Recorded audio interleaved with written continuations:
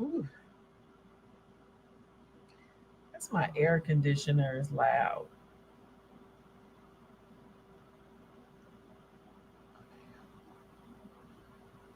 All right, family. Good evening. Um, Thank you, Javon, for let me just hit this real quick. This should get okay, hold on. Save changes. Okay, hold on. Now we good. Okay, let me go do a few things real quick. Thank you, Javon, for joining me for this discussion. You know me, I really want to be talking about things that's happening in our community, but I always remembered your PowerPoint. And I remember when you did this presentation, this was years ago, but it always made such sense to me. It just made a lot of sense. And then considering what happened here in California, around reparations, I was like, I gotta bring Jay on to kind of, because it's, I mean, we're saying reparations, but it's so much more than just reparations. And so, thank you first of all for joining me, Jay. Of course. Yeah. So, I'm happy question. to be here.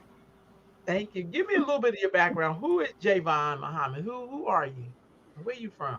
Well, I'm from California, but I'm out here in Louisiana now. So California is my home. A few years ago, I bought a farm out here in Louisiana. I was recruited to work here initially because I am a midwife, but for the last decade, I've been running federally qualified health centers. So I was recruited to come out here and run a center. And shortly after that, COVID and a major hurricane came back to San Francisco, and I'm just making it back to the farm in Louisiana. But you know, I just feel like I'm someone who has been using my talent to achieve justice in the way that my talent can, in all that I do since I can remember. I mean, we met working. We met doing this That's right. work together, and that was 20 years ago. So, um, I'm just me. So that's to say, I'm just doing my best. So, Javon, what made you buy a farm?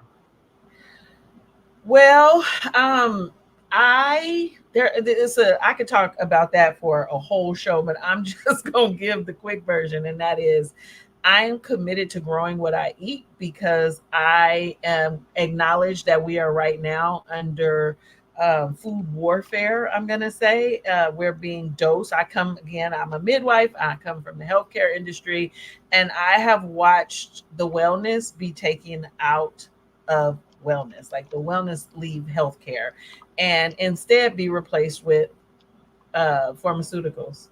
And I just became very frustrated with the idea of not having any other tools other than medicine in our arsenal at the clinics that we would use to poison people, particularly poor people and Black people.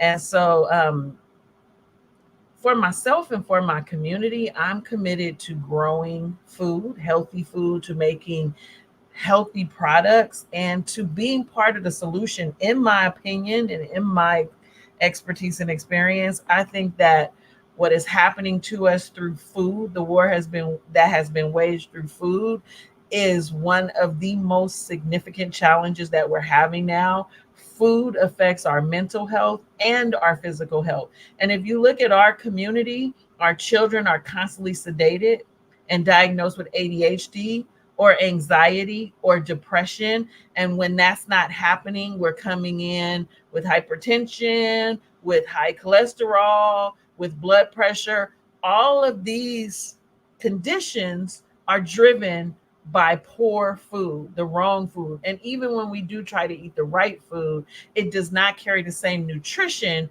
that it used to have before we grew it, in good soil and without pesticides. And so the fact that our children come in not in their right mind every day, and the only thing we do is to make them lifelong pharmaceutical patients, to me feels a lot like eugenics. It feels a lot like warfare. The fact that we can't think our way out of the challenges, we are known as being resilient people. That has been what's kept us alive. the fact that we're losing our resilience because we eat ultra processed foods every day and we don't have an answer for that drove me to the farm. What is eugenics? Because I want to make sure in case somebody don't know what that word means. Eugenics is murder basically. It's like a plan to kill us. Like um the founder of Planned Parenthood was someone who practiced eugenics. She did not want black babies to be born. That was a known fact about her. So she practiced eugenics, birth control, abortion, those things could be known as eugenics because they stop us from reproducing ourselves. So for me, another example in my work, I remember having a conversation with a OB team that I managed at one of the FQHCs. Every time I was trying to gather them together, someone was in a surgery doing a hysterectomy. And when I questioned them about it, why is it that we do so many hysterectomies? They told me it was a cultural thing. Here where we are, it's just cultural. Just women, just they want their uteruses out. They don't want to have a lot of children, or they have a lot of children. And I had to share with them, removing perfectly healthy uteruses feels a lot like eugenics to me. Feels a lot like being part of a system to stop us from reproducing ourselves. See, unnecessary C-sections on young people, on first-time moms, it feels a lot like eugenics because they're going to limit the amount of children we can have in our lifetime due to cesarean section. So those are practical applications of a eugenics theory. Wow. Wow. Okay, so we're gonna roll through your PowerPoint, and then we'll kind of go here there because I think everything that you're talking about is just so like just so timely. You know what I mean? Got a Bro, let me couple of grab my comments. light right quick. Okay, It grab has your light. fallen. Okay, grab your light. So Leon says, let's talk then. Losing our resilience, eugenics, life I'm control so based on race, ethnicity. And then Sister Karen said, a planned generational superiority override still in use today. Thank you for that, okay. dear sis. Okay, so we gonna get into it. This PowerPoint, J Mom, and I seen you do. I know you changed some stuff up. I was so blown away because I always feel like that's kind of what our ancestors was trying to tell us. Because we knew that we may not have known the terminology, but we knew some of this stuff. We just didn't have the terminology of how to say it. But we're gonna go through your PowerPoint and kind of talk a little bit about it because I feel like our people need to know this is like a real timely discussion. You still there? Yes. Okay. First, I just want to just thank y'all for dealing with all of my shenanigans because I am connected in the tiny house on the farm with the air conditioner and the wall going and it's loud and I'm trying to get the lighting right. So I just made my own self laugh. So Okay. thank y'all. All um right. So I'm the ready. mother tongue. So go right on ahead. Uh oh. Did you lose your light again? Yeah. Yeah, but I think I'm Yeah, gonna get your just go light. on and let it happen. You good? All right. Okay. Uh, Well, so I okay, don't Jen. have control of the PowerPoint. You do, right? Just let me know. I'll roll. Let me know to yep. I'll roll it.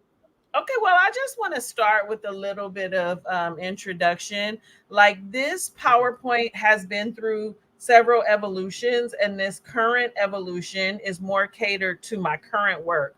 When I started with this PowerPoint, it was because my clinics were in communities, primarily Black communities. And I used this PowerPoint to kind of share with other people and sometimes with us, especially with new hires, what was going on in our community. There's a concept called epigenetics that shows that we have cellular change through our generations when we've been exposed to trauma. And so we throw words away or around so easily. Like for the last at least 5 years, I would say, beginning about, up to 10 years ago, we have been inundated with words just being thrown around. And much of the time, people don't even know really at the core what they mean. I've heard white supremacy used so much in the last decade. I've heard, you know, all kinds of, I'm just going to group them in like words around DEI, but when you ask people what does that really mean, they don't know. Trauma, trauma, trauma, trauma. This is because of trauma. And so when you start to talk to people, especially those who don't agree with the concept of epigenetics, um, illustration is good. Like showing, being able to show what that might look like, what that experience, or demonstrate what that experience might feel like for people who are coming up out of generations of people who have been in chattel slavery, who have then, since chattel slavery, been through multiple iterations of, I'm going to say physical, but maybe not chattel slavery, and also mental slavery, which is how the PowerPoint kind of, evolved to be what it is now. But so that's the root of this PowerPoint, is just to be educational and to kind of show people, to illustrate what it feels like, what it means to grow up in Black communities, and what epigenetics looks like, and to really show a resilience around that. This is not about like begging white folks to do um, everything for us. It's about being resilient and knowing that we have to do for self or suffer the consequences. For me, in the words of the Honorable Elijah Muhammad, I was taught do for self or suffer the consequences. Everything else is icing on the cake. That statement is not to say that my ancestors are not owed something. It's to say that until this day, it is September 6th, 2024, the debt that is owed to us has not been repaid. So the answer to that is not to lay down, sit down, beg, and do bad. The answer is to do what our ancestors did and to be resilient and make a way. And so that is, I just wanted to give a little bit of the thought around the PowerPoint. I've done this PowerPoint in so many places. This is probably like my 50th time doing this PowerPoint, but the third time doing it in this new iteration. Fitz is at the door. So you can go to, so, and I want to bring, attention to this first page, because where it used to say the header that you just left, it used to say racism is a public health crisis, and it has now kind of expanded to the new public health crises. But racism is going to be incorporated throughout the PowerPoint. And if you now go to that next slide with the DNA, and so if you work in healthcare, particularly if you work in healthcare around Black folks, you will hear like, my mama had the sugar, so I got the sugar. Or people in my family, my grandmother had hypertension and heart conditions. So, I'm going to have it, or I have it. The reason why I have it is because of that. And so, data has shown us that when we look at genes, genes account for about 10% of human disease, but the vast majority, the other 90% of our risk, is determined by our environment. That's so important to say to us in the beginning. Like, we're going to talk about epigenetics, but when we talk about what has been dealt to us through our genes, that's a percentage. That should not direct our lives. If our grandmother had hypertension, our words should say, I am not going to have hypertension, because I am so grateful that I have so many more opportunities to avoid some of the things that might have triggered my grandmother. So you could go to the next slide, which is one of my favorite teaching tools. If you know me, you've seen this slide. I'm going to claim this slide. This is a picture of, because I'm going to claim this slide. This is my grandmother. And my grandmother is pregnant with my mother. And because my mother was a female child, she is born with all of her eggs, which means that little me right there, that is me, right? I have always been connected to my grandmother, chemically connected, because as my grandmother was pregnant with my mom, I was there. So what does that mean? Why is that significant? It means that the experiences that my grandmother had, negative or positive, that produced chemical reactions, affected me. I was there. They affected my mom. So I always like to say, like, picture you're driving down the street. I do this with pregnant women, right? Like you're driving down the street and oh my gosh, you almost get into an accident. So you put your feet on the brakes and it's like, "Ah!" And you had 2 inches before you hit the car in front of you.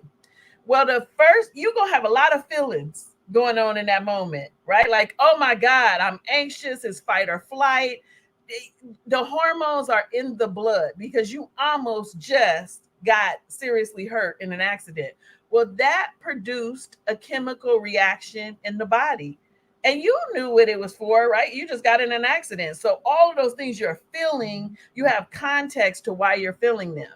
But your baby does not have context. Those that gush of hormones goes through the system and it goes all the way through your body. And here now you're pregnant and you have a baby there getting that gush, but there's no context. So imagine being stimulated like that the entire pregnancy. Imagine the cortisol in the blood the entire time. So the baby is under constant stress chemical. I mean, there's an argument to talk about what it's like for the mother who is under that, but I'm trying to show the connection. There's a baby there, and that baby is experiencing the chemicals, but not in context. So that's that connection. That's how someone could be affected by their grandmother or their great grandmother, right? Because I would argue that I'm connected to my grandmother who was connected to her grandmother. And this is how the Mm-hmm. line goes down. And we're not just connected, it's not like a spooky thing. This is real physiology. We're connected. Right. Why Right. is that important? Can you please go to the next slide? Yes. Because, you know, you might look at me and be like, she probably could fit in whatever environment she in. I swear when I was in the Dominican Republic, they had tried to hold my mama over there like you look like one of the natives. So I sometimes, I look at me. I don't look like my grandmother. But that was my grandmother, and her name is Bernice Watkins. And my grandmother was really instrumental in raising me as a young person. And so my grandmother clearly is a dark skinned Black woman. Her experience is not my experience, but I'm part of her experience and I'm part of her rearing because my grandma wasn't no joke. So I wanted to show you because this is important. And if you could go to the next slide, why it's important is because Black people in America have been under constant pressure. And I'm going to go through a timeline, and this is a skeleton timeline. If we went through the true timeline, we would be here for hours. I'm going to just hit some points. And what I want to share is that these points aren't even going to dive or delve into chattel slavery. But I don't want that to be forgotten. But sometimes when we're talking to people about chattel slavery, they'll say that was a long time ago, which it wasn't. But they'll say that was a long time ago, and you weren't alive, and we weren't alive. So we're not going to talk about that other than to say our ancestors went through a horrible period of time, unlike no other time. Did slavery exist globally? Yes. Did slavery exist the way our people went through it? No. Mm. This was a little bit different, but it happened, and we're going to, so that's another show. Right. It's a long show. But for this show, we're going to start from 1865, right? Because that was when the Civil War was, quote, ended, and Black people were, quote, free. What did that mean? What does it mean when generations, when you have 4 or 5 generations on a plantation, and then all of a sudden somebody comes and knocks and says, slavery is over, you're free? It was illegal for you to read. You couldn't even look a white person in the eye. You don't really know how to do anything except serve people. I mean, truly, we know how to do things, but you have been under a model or where all you could do is make sure that white folks were okay, which is a mental health condition in and of itself, where your Yep. total being is responsible for making sure someone else is comfortable, but not you, not your spouse, not your children, not your mother, someone else. So that has happened generation to generation to generation. And somebody comes and knocks and says, you're free. Free to do what? Where do you go? When that happens, where do you go? I don't know how to read. I'm clearly black. I can't go hide most of the time, amongst people. I have no money. Like, where do I go? So we know that when slavery ended, chattel slavery ended, then sharecropping came in.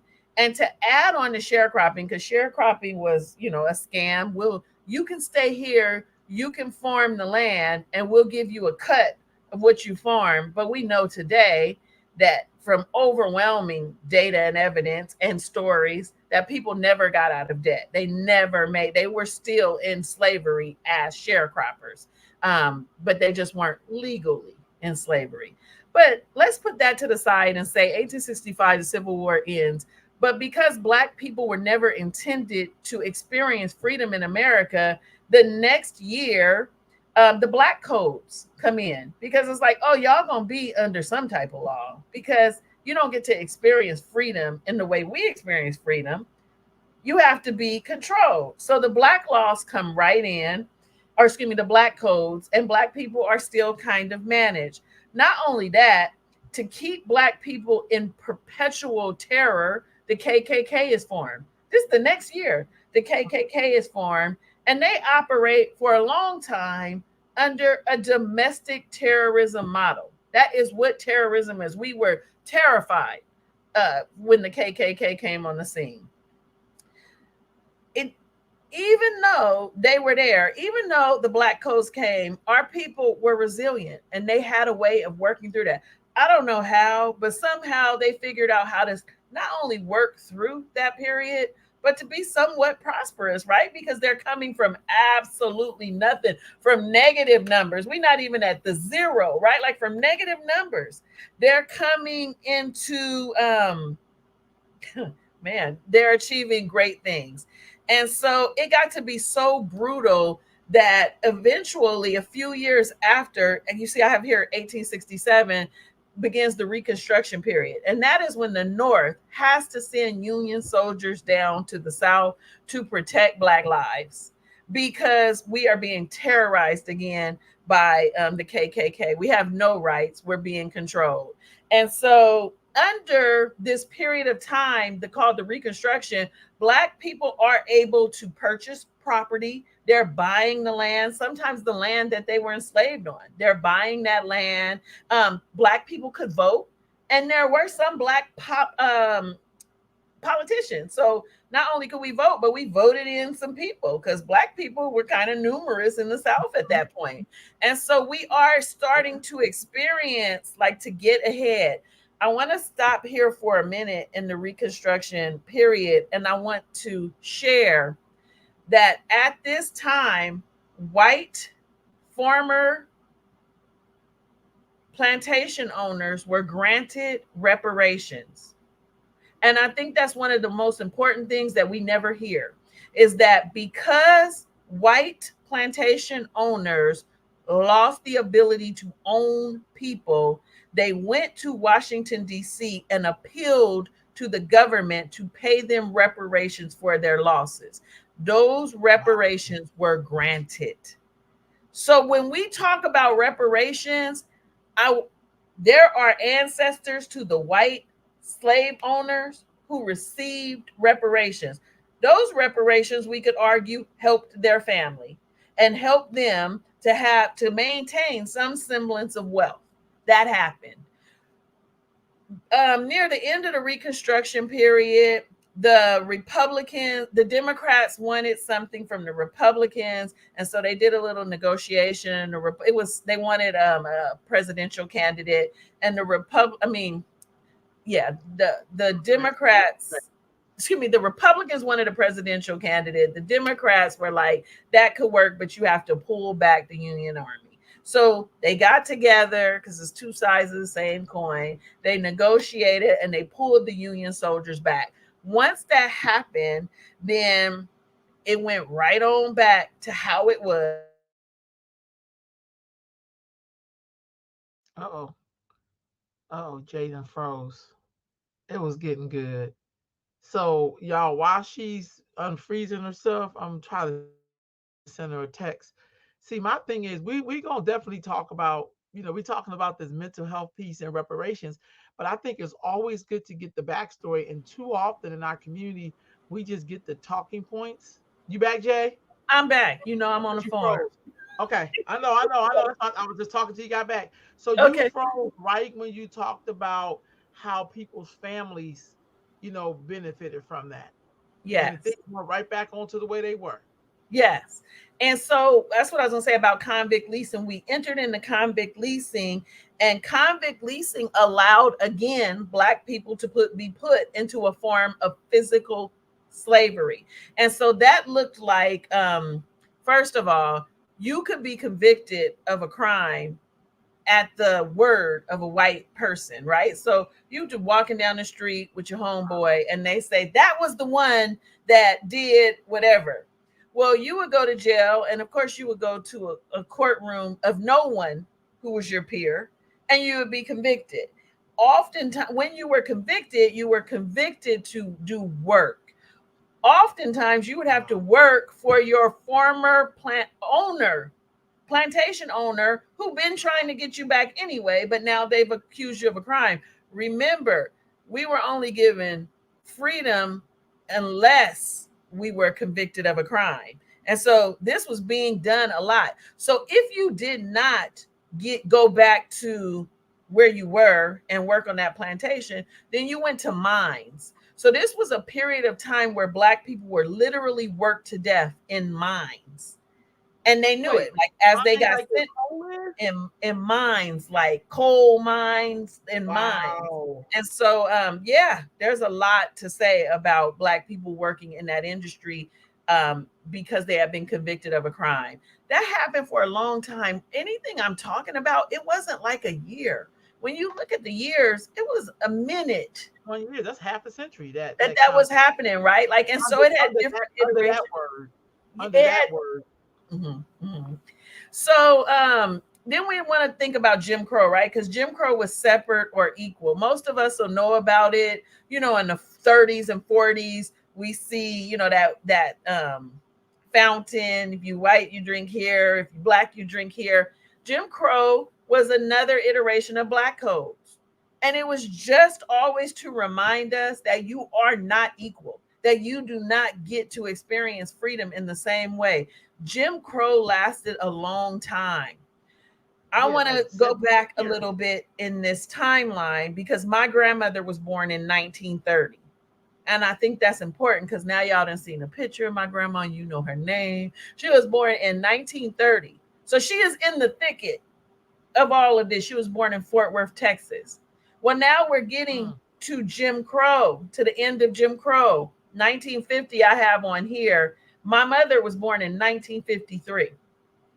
So we, just like if you think about your own ancestor, you got people who are being born in just this time. This is just a little period of time that I'm showing you, right? So you got your mama and your grandmama and her mama was born in this time, right? So it was not a long time ago. We gotta stop allowing people to get away with that. Like, oh, you couldn't read, but that was a long time ago, and now you want to continue to criticize literacy, even though that's a whole nother question. Now, no, I got you. But hold on, Javon, because with that convict leasing and Jim Crow, one of the things I noticed when things go away, it really is morphing into something else. Mm-hmm. What did Jim Crow morph into?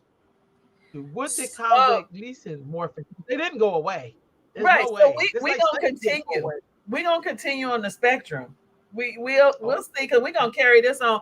I don't want to talk about all of this without taking a moment to honor my grandma, your grandma, they yeah. mama, and talk about resilience because I talked about 1930. Well, while all of this was going on, our people were so resilient.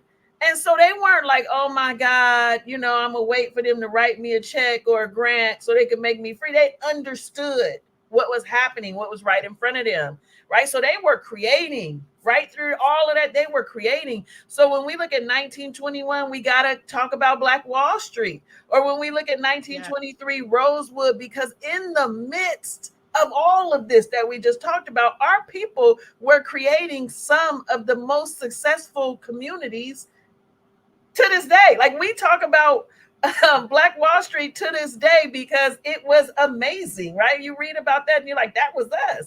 So in the midst of Yeah. all of that, it's still we remixing. That's who we are, remixing all the And you time. know what, Javon? They said right out of slavery, there were over 60 black towns throughout the South. Mm-hmm. Lane, Arkansas, like all in, and most of them are sitting underwater today. Mm-hmm. But it's all the red summer of 1919 when they intentionally burnt down black towns. So just to back your point up, Yeah. we was getting it in. We were trying to make our way. I just read about the town in Georgia that's covered by water that people keep dying. I said Lake Lanier or something like that. Yeah, Hmm.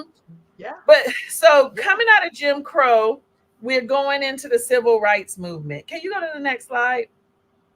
Yes, ma'am. And the civil rights movement was like a moment, that like waiting to excel. Like this was a moment where we could excel, right? Because for once, Black folks were starting to make a connection, right? Like, I'm Black. I'm connected to Africa. My hair is amazing. I'm gonna wear it in an afro.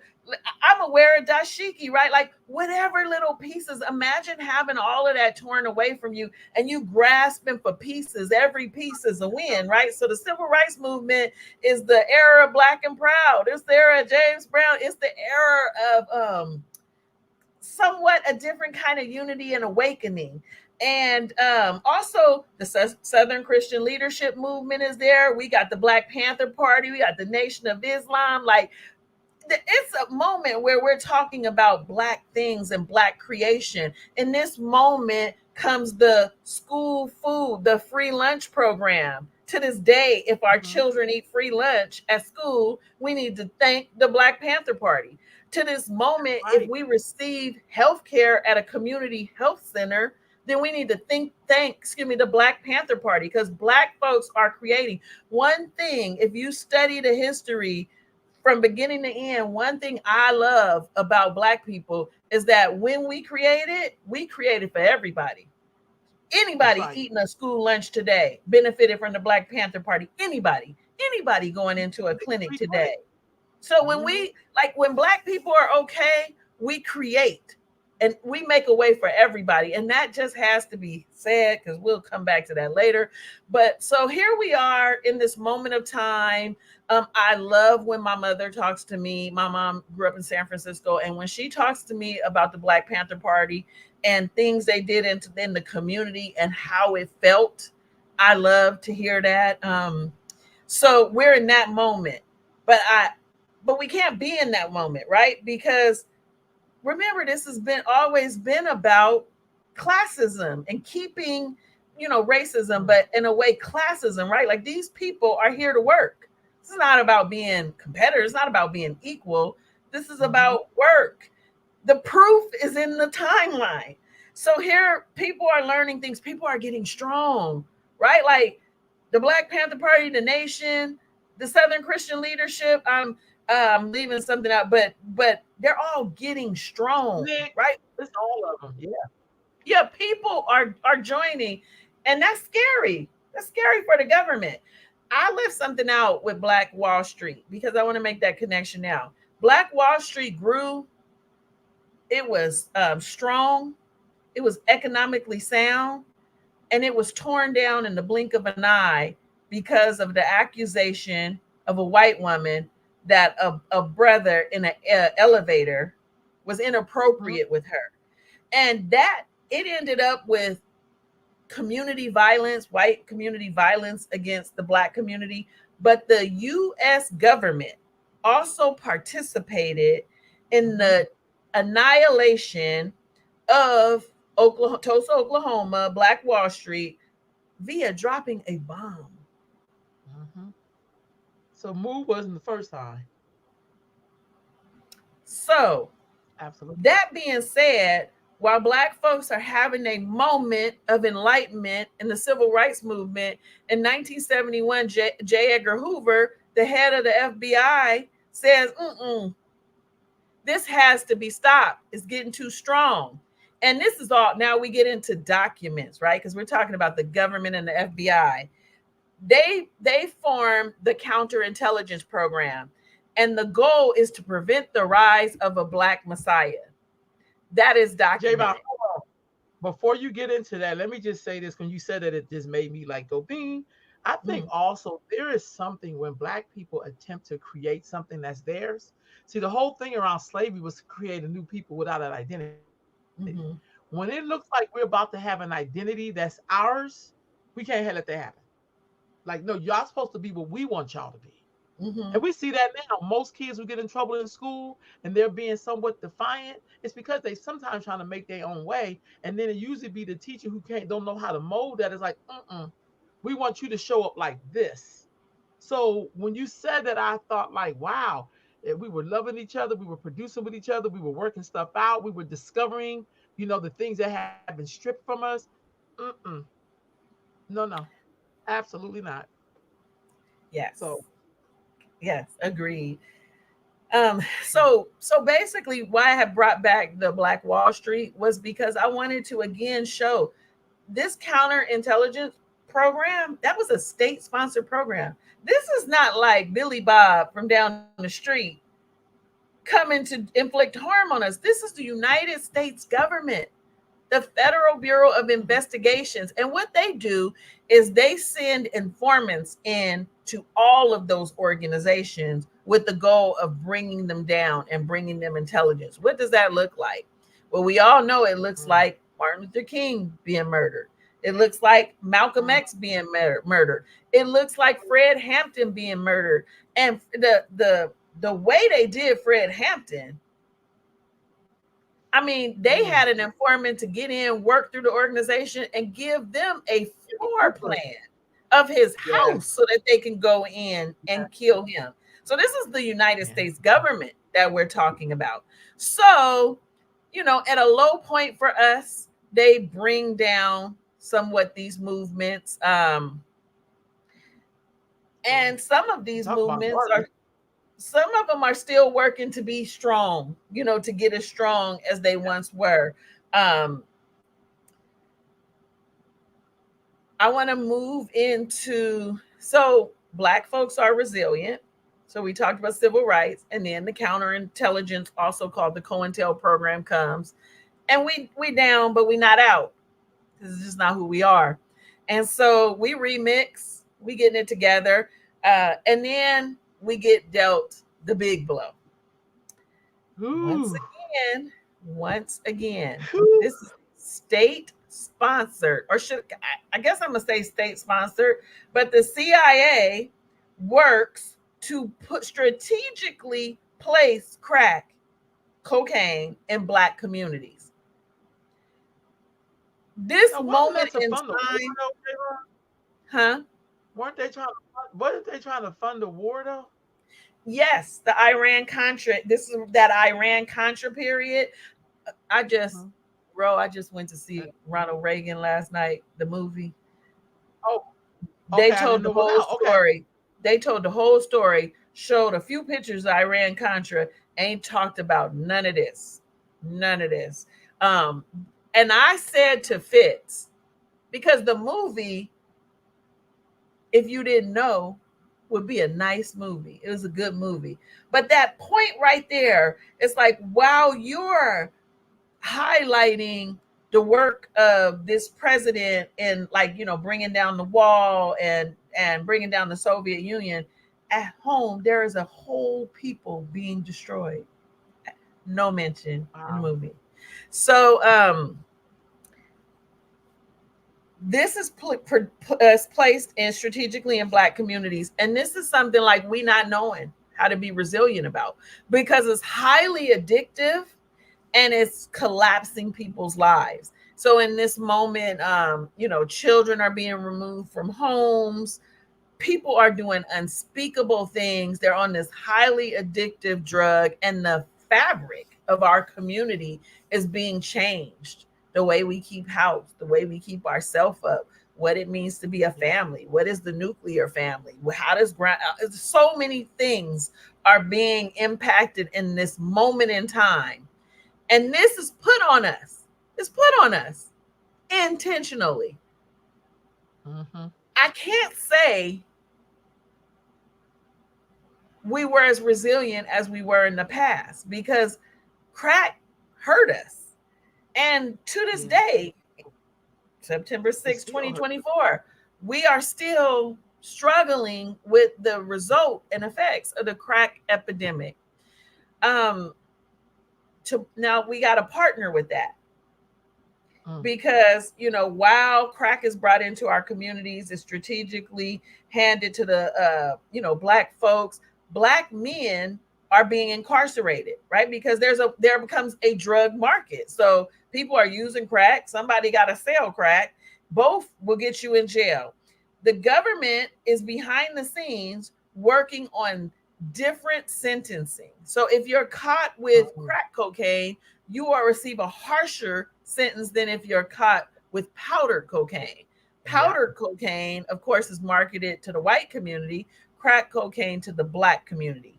Then we Mm. get the prison industrial complex coming in. We get your boy Joe Biden, who people just forgot all history Yep. around, who Mm-hmm. who in partnership with the Clintons labels black men as super predators, and Yep. together they are successful passing three strikes you're out and sending a lot of young men, particularly, I mean, a lot of people, but a lot of young men to prison forever, forever, for distributing a drug that they sent in strategically to our community. Now, do I think it's right? No. I mean, we shouldn't have been distributing it, but was it orchestrated? Yes, it was. Yep. And a partner to that crack was the prison industrial complex. And we know that the prison industrial complex still exists.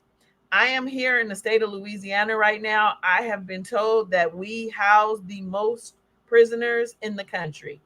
And the way we house them is different, right? Like they're going to work here.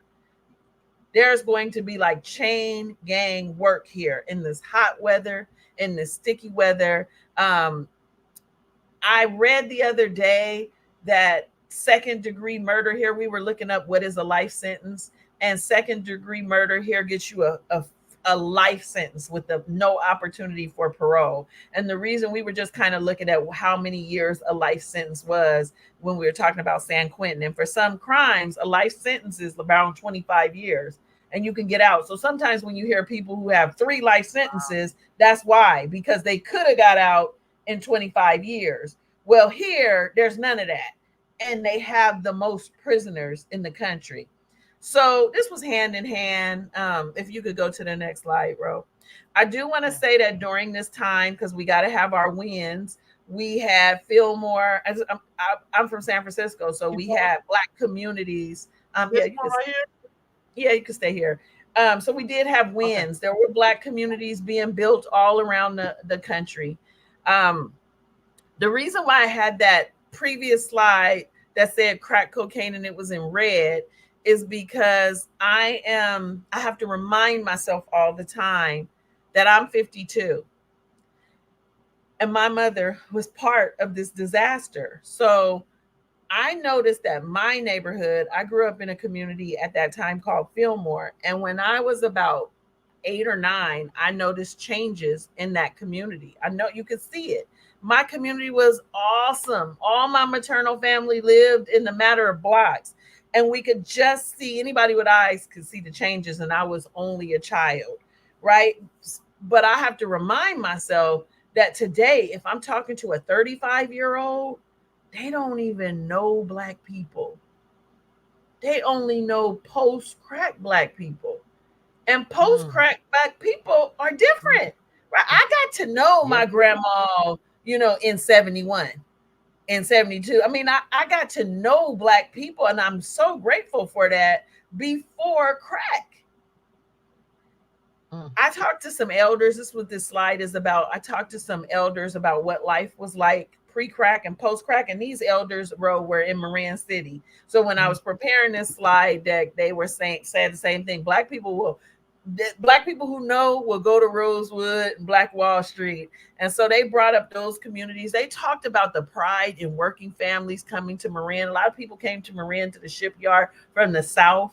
So they talked about the pride in that. They talked about intact families staying together and building the community. And they talked about Black excellence and home-based business economy. Post crack, they talked about families being broken, a lot of death. They talked about child protective services being weaponized against the community. They talked about the community breakdown, gangs, fatherless homes, and prisons. And if you could go to the next slide, that's kind of winding up that first part about what happened to us and why that, the epigenetics part of that, how that was passed down to us. So you saw that timeline. So I just Yes. want to bring your mind back to my grandmother. That's what my Oh, grandmother had to you pass talking about down. all about this? Yeah. Yeah.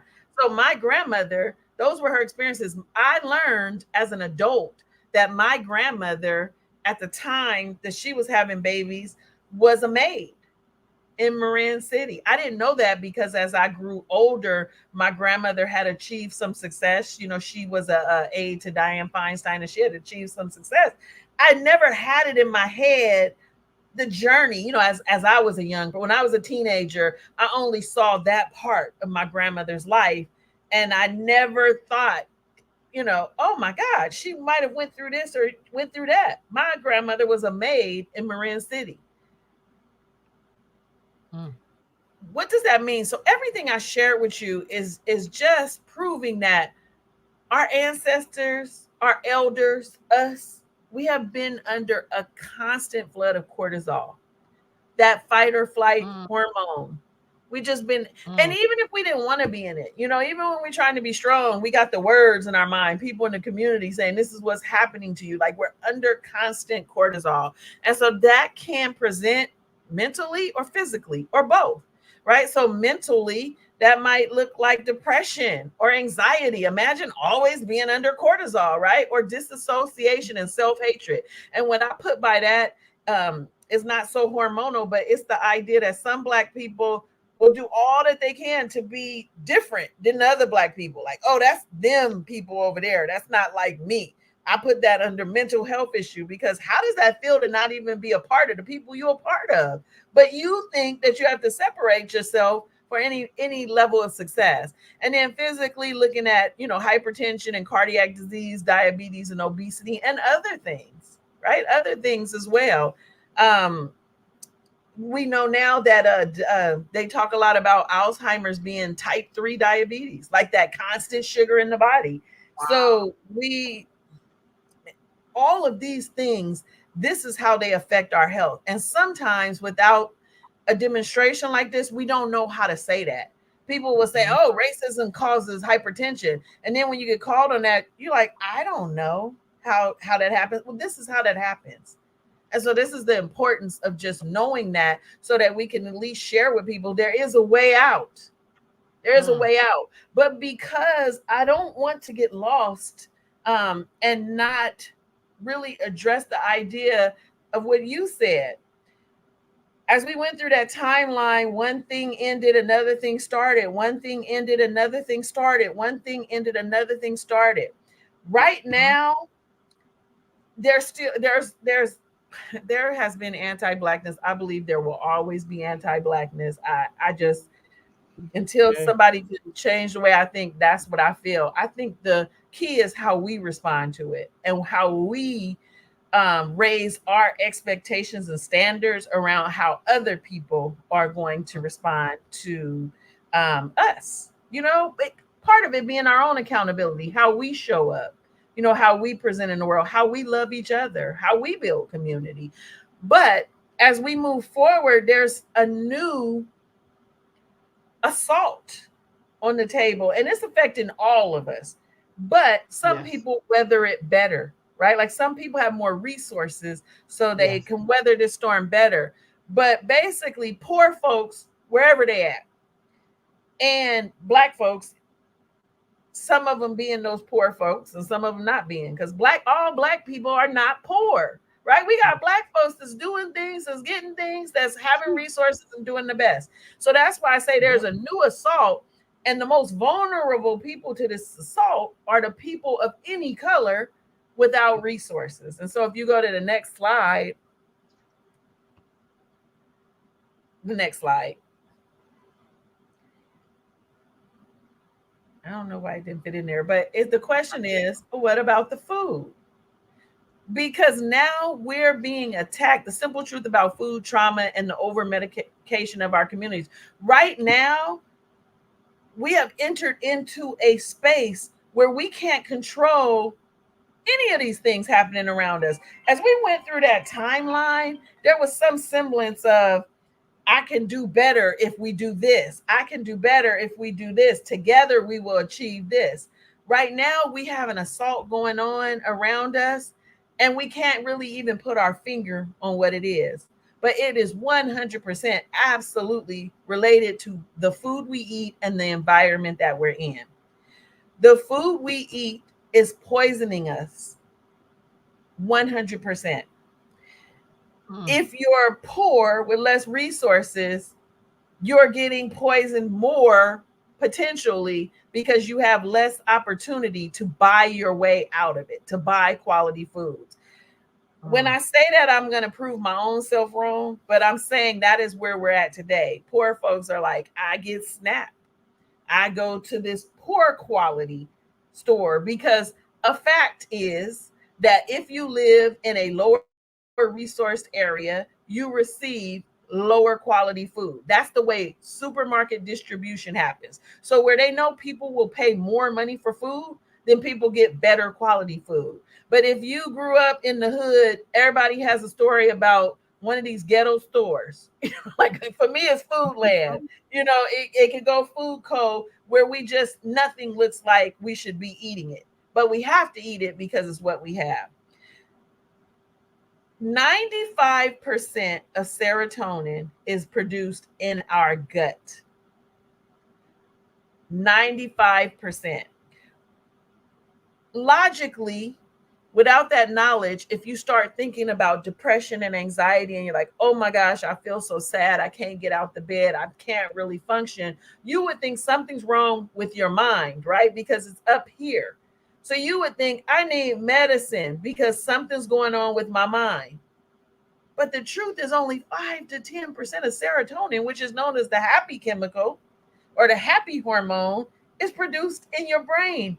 The rest of it is produced in your gut, as are 30 neurotransmitters. So 30 things that make us think and feel the way we feel and think every day are produced, in our gut, and just a little bit up here, mostly in our gut. Why is that important? It's important because and if you could go down to the next slide, I think I have a picture. I want to demonstrate the physical connection. So sometimes we hear, especially we've been in this wave of kombucha, and I got to get my gut health together, and I need fermented foods, and I'm gonna drink kombucha for my microbiome. And we don't really talk about the literal physical connection between our brain and our gut. We just think we got to get a good, healthy gut, and somehow, some way that will boost our immune system, or we don't really even associate in my conversations mental health with it, but we do associate physical health with it. Well, if you look at this picture, it will demonstrate that it should demonstrate that there is a physical connection between the brain and the gut. In the back of the brain, in the stem there, where the arrow is going down, there's something called the vagus nerve. And the vagus nerve travels all the way down to the gut. And then it has little fingers. And so picture this, like picture your gut being wrapped with little fingers around it. Those are the vagus nerve, right? The extensions. And so what you eat has a direct connection, shoom, up to the brain. And what the brain thinks has a direct connection down to the gut. And that's why you see the two arrows. It's not like it happens somehow in the bloodstream and something. It's like a physical connection. So if 95% of the hormone that makes you feel good, that makes you want to get up in the morning and get out and get some sunlight and be productive, if 95% of that is in the gut and all you eat is junk food, then what does that mean? So Mm. if you, I don't even know what's in my next slide. Can you just go to it so I can see? Because Yeah. I'm on another row. Okay, so the microbiome. So I'm not there yet. So all of us, you can stay there though. All of us Yeah. know, or I'm gonna just make the assumption that all of us know. I know many. All of us know young people who might not have had healthy food in a week. It's so easy. It's so easy to do. And when I say that, I'm just taking the burden off us because we probably didn't either. But let's talk about young people because that's where I feel the most angry about what is happening. Picture a mom who is on her own and she has two children and she's working a job, like she's trying to hold this all together on her own. So in the morning we getting these babies together, they got to go to school. I didn't have a lot of time, I'm gonna run them to school, but on the way we're just okay, we'll just pick up some McDonald's, we'll just pick up a breakfast at McDonald's. And then that happens and then you get to school, they either get free lunch and the lunch usually isn't, I mean, the other day I went to my granddaughter's school to check out what they were eating, and I said, you ain't never eating here. She taking lunch every day because that is just not, it's just not designed for health. I don't think health in the way that we're talking now was at the center of the menu uh, for some of these school lunches. So just say your child either eats that school lunch, or more likely, if they're a little bit older, they might have had a little bit of change. You might have gave them some money. They go and they buy something, and that usually is, junk food. Maybe I'm gonna get some Takis and a Sprite, something like that. Then they get home and mom's getting home from work, let's get everybody together, we gotta get ready for school, I don't have a lot of time, I'm gonna grab something, it's a box, something in a box or something from the freezer. This is not foreign. Like, I know I did this some days. This sound like some of the days I had about 10 years ago. But today it's on steroids. So that could happen Monday, Tuesday, Wednesday, Thursday, Friday. Every day is something frozen, something boxed. Every morning we in a rush. We might have like a cinnamon roll in a packet, or this is not far fetched, is what I'm saying. So we all know a child or more who probably has had ultra processed foods every day. Ultra processed foods has been directly linked with mental health challenges. I just told you 90 to 95% of serotonin is made in the gut. They haven't made any because their gut has been full of processed foods, full of red number this, yellow number this, blue number this, 70 things we can't pronounce, most of them chemicals. Like, they were not able to produce serotonin. How else do you get it? Sunlight. We know our children don't go outside no more. They're not getting it from sunlight, not getting it from balanced meals. So your child start acting up. Because anyway, who could sit in school today anyway? School is a dangerous place. So your child get there and start acting up. And the first tool they have is, let's get them to a psychiatrist, so that they can tell you that your child is depressed and needs to be sedated. Or your child, it's a myriad of things that they might say that lead your child to be sedated. It was never, what did you eat this week? How can we get you on some good foods? I know you might not have a lot of time. Maybe we got a community group that's cooking good food. Our children are becoming lifelong pharmaceutical patients because we can't feed them good food. And this is not uncommon. I was with hundreds of social workers recently. I spoke at an event and I told them, this group, we were on the wrong side of crack.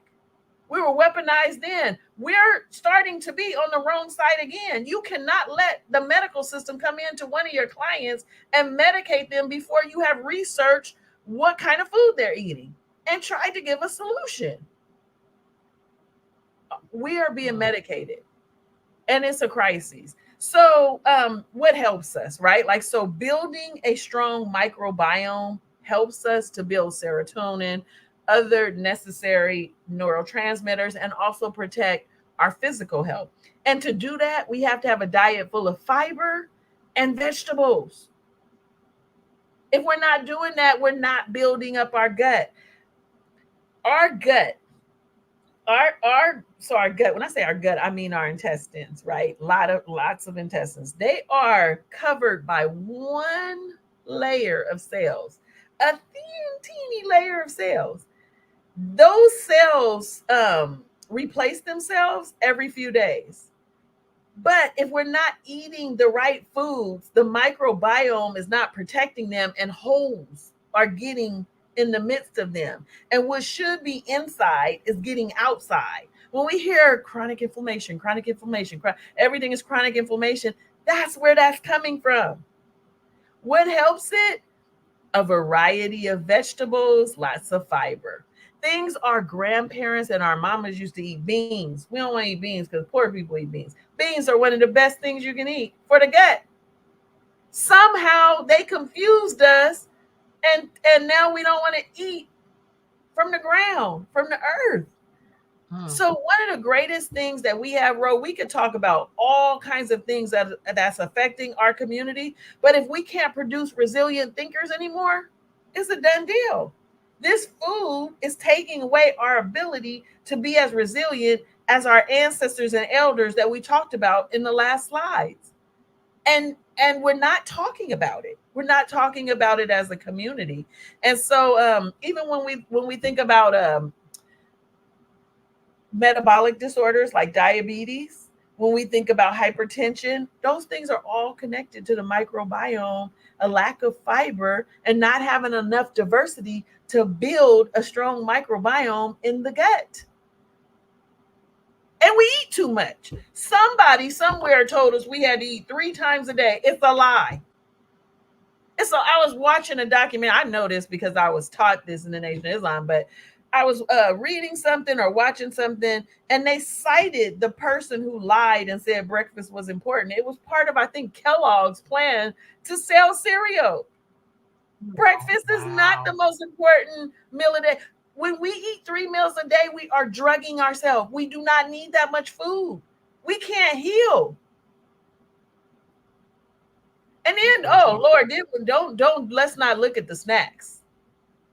Let's not look at the snacks. And the portion sizes. So I don't know what I got. What do I got left here, Ro? Let's see. Let's see. Oh, sugar. Let me just touch on that. I think this is so significant. The brain needs sugar to function. Our body needs sugar, but we only need 62 grams of glucose in a 24-hour period. I had to put that there because if we just think if you had 2 sodas yesterday, you surpassed 62 grams. Wow.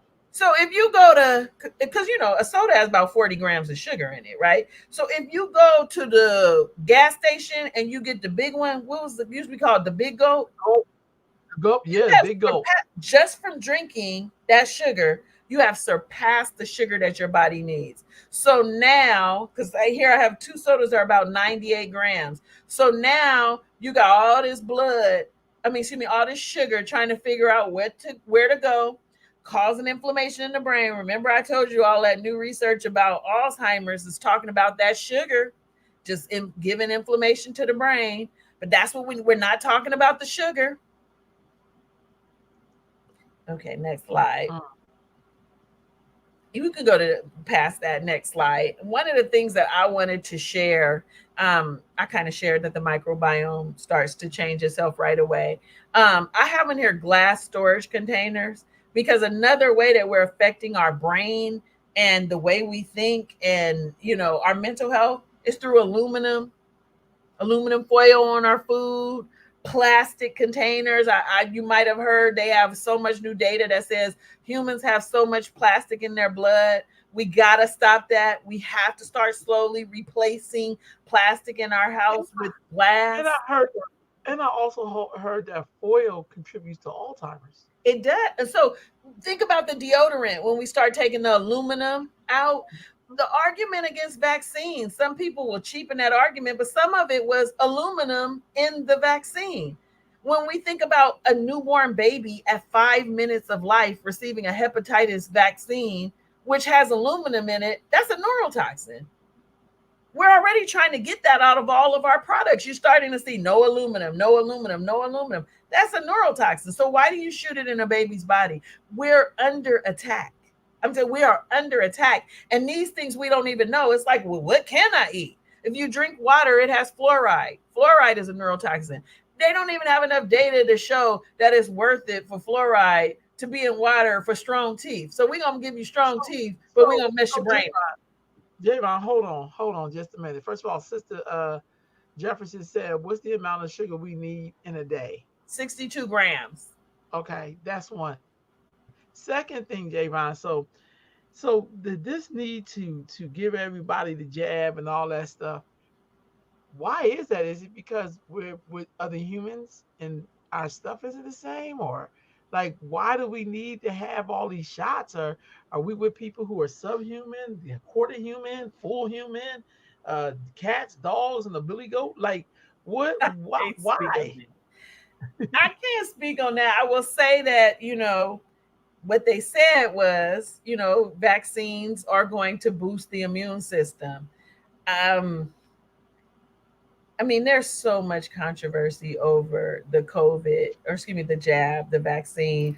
I can't speak for, I have spent this whole presentation sharing that we are under assault.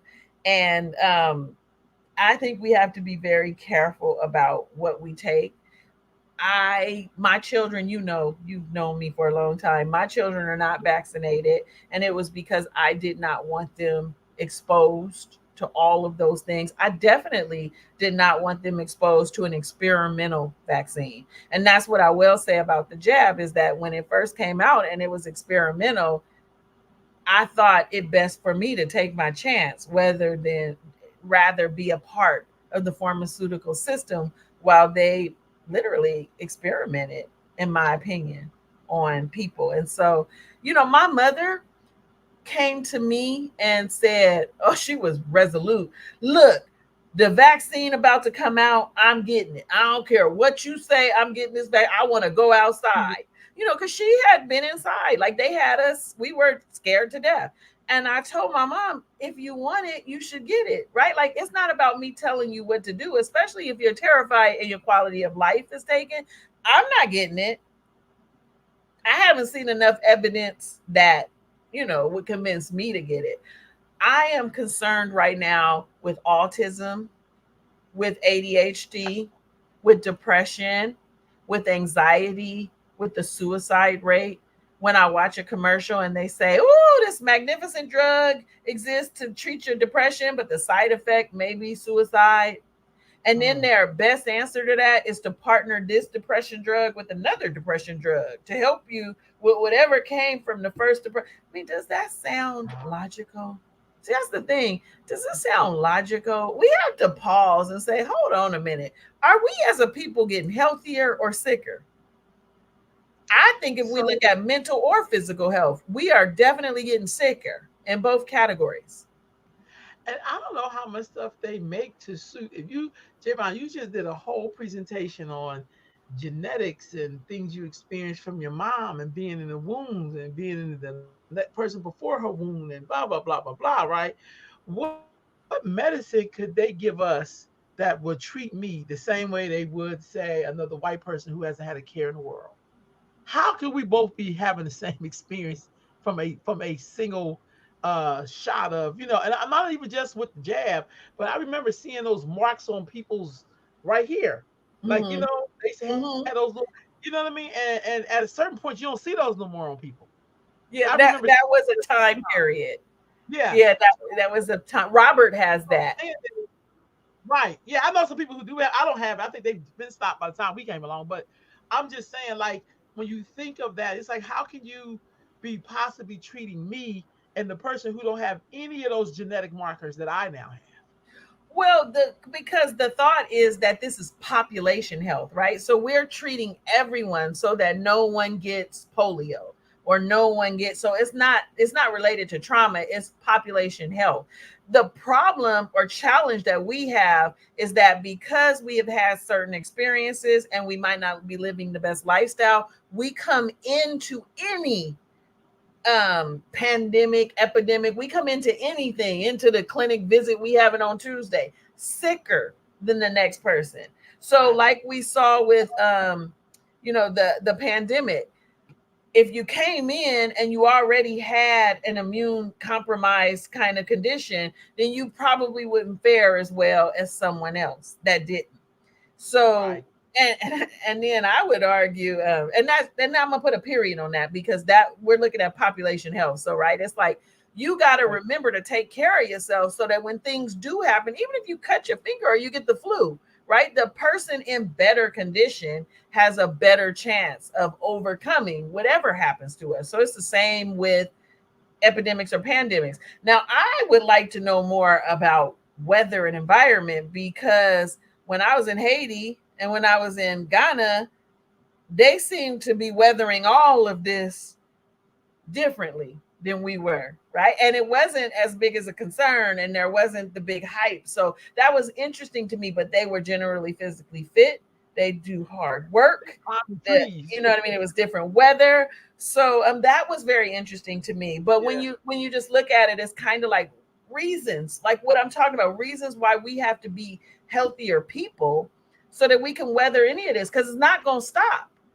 It's not going to, when one thing leaves, one thing comes. We have to figure out how to be smarter so that our conversations around this change.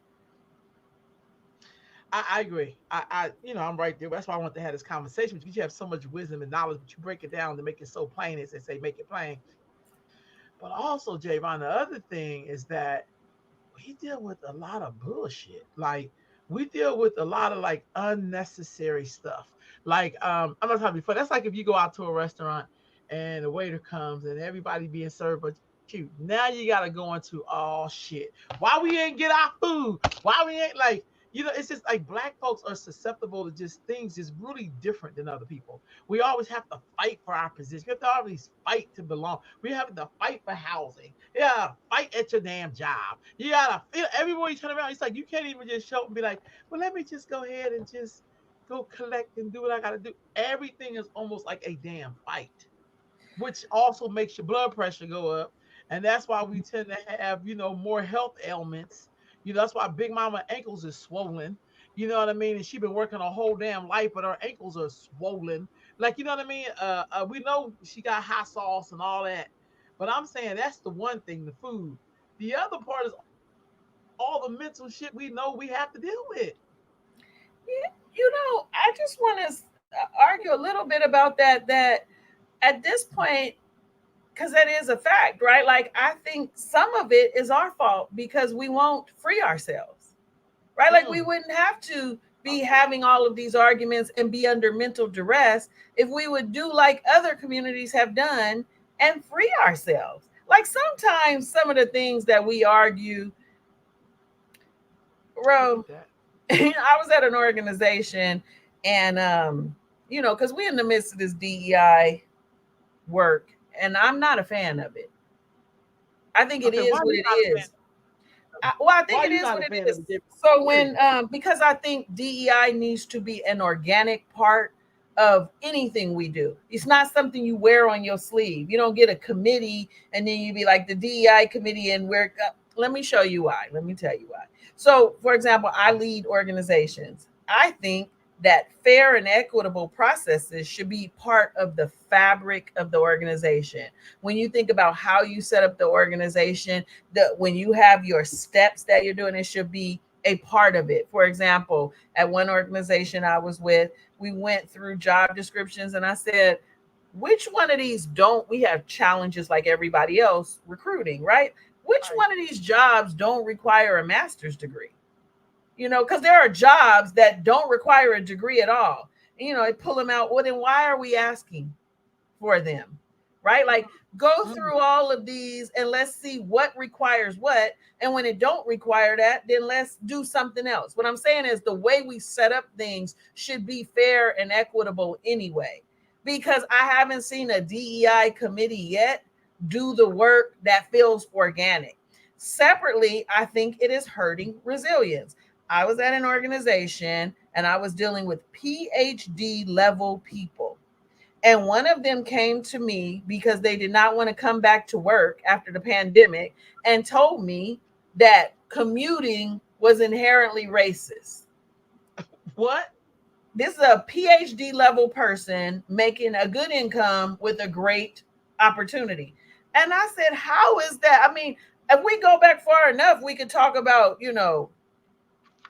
unequitable housing policy or why people can't work where they live, or but we're not doing that right now, right? Like this job was available, you applied for it, you don't live here, now you got to cross the bridge.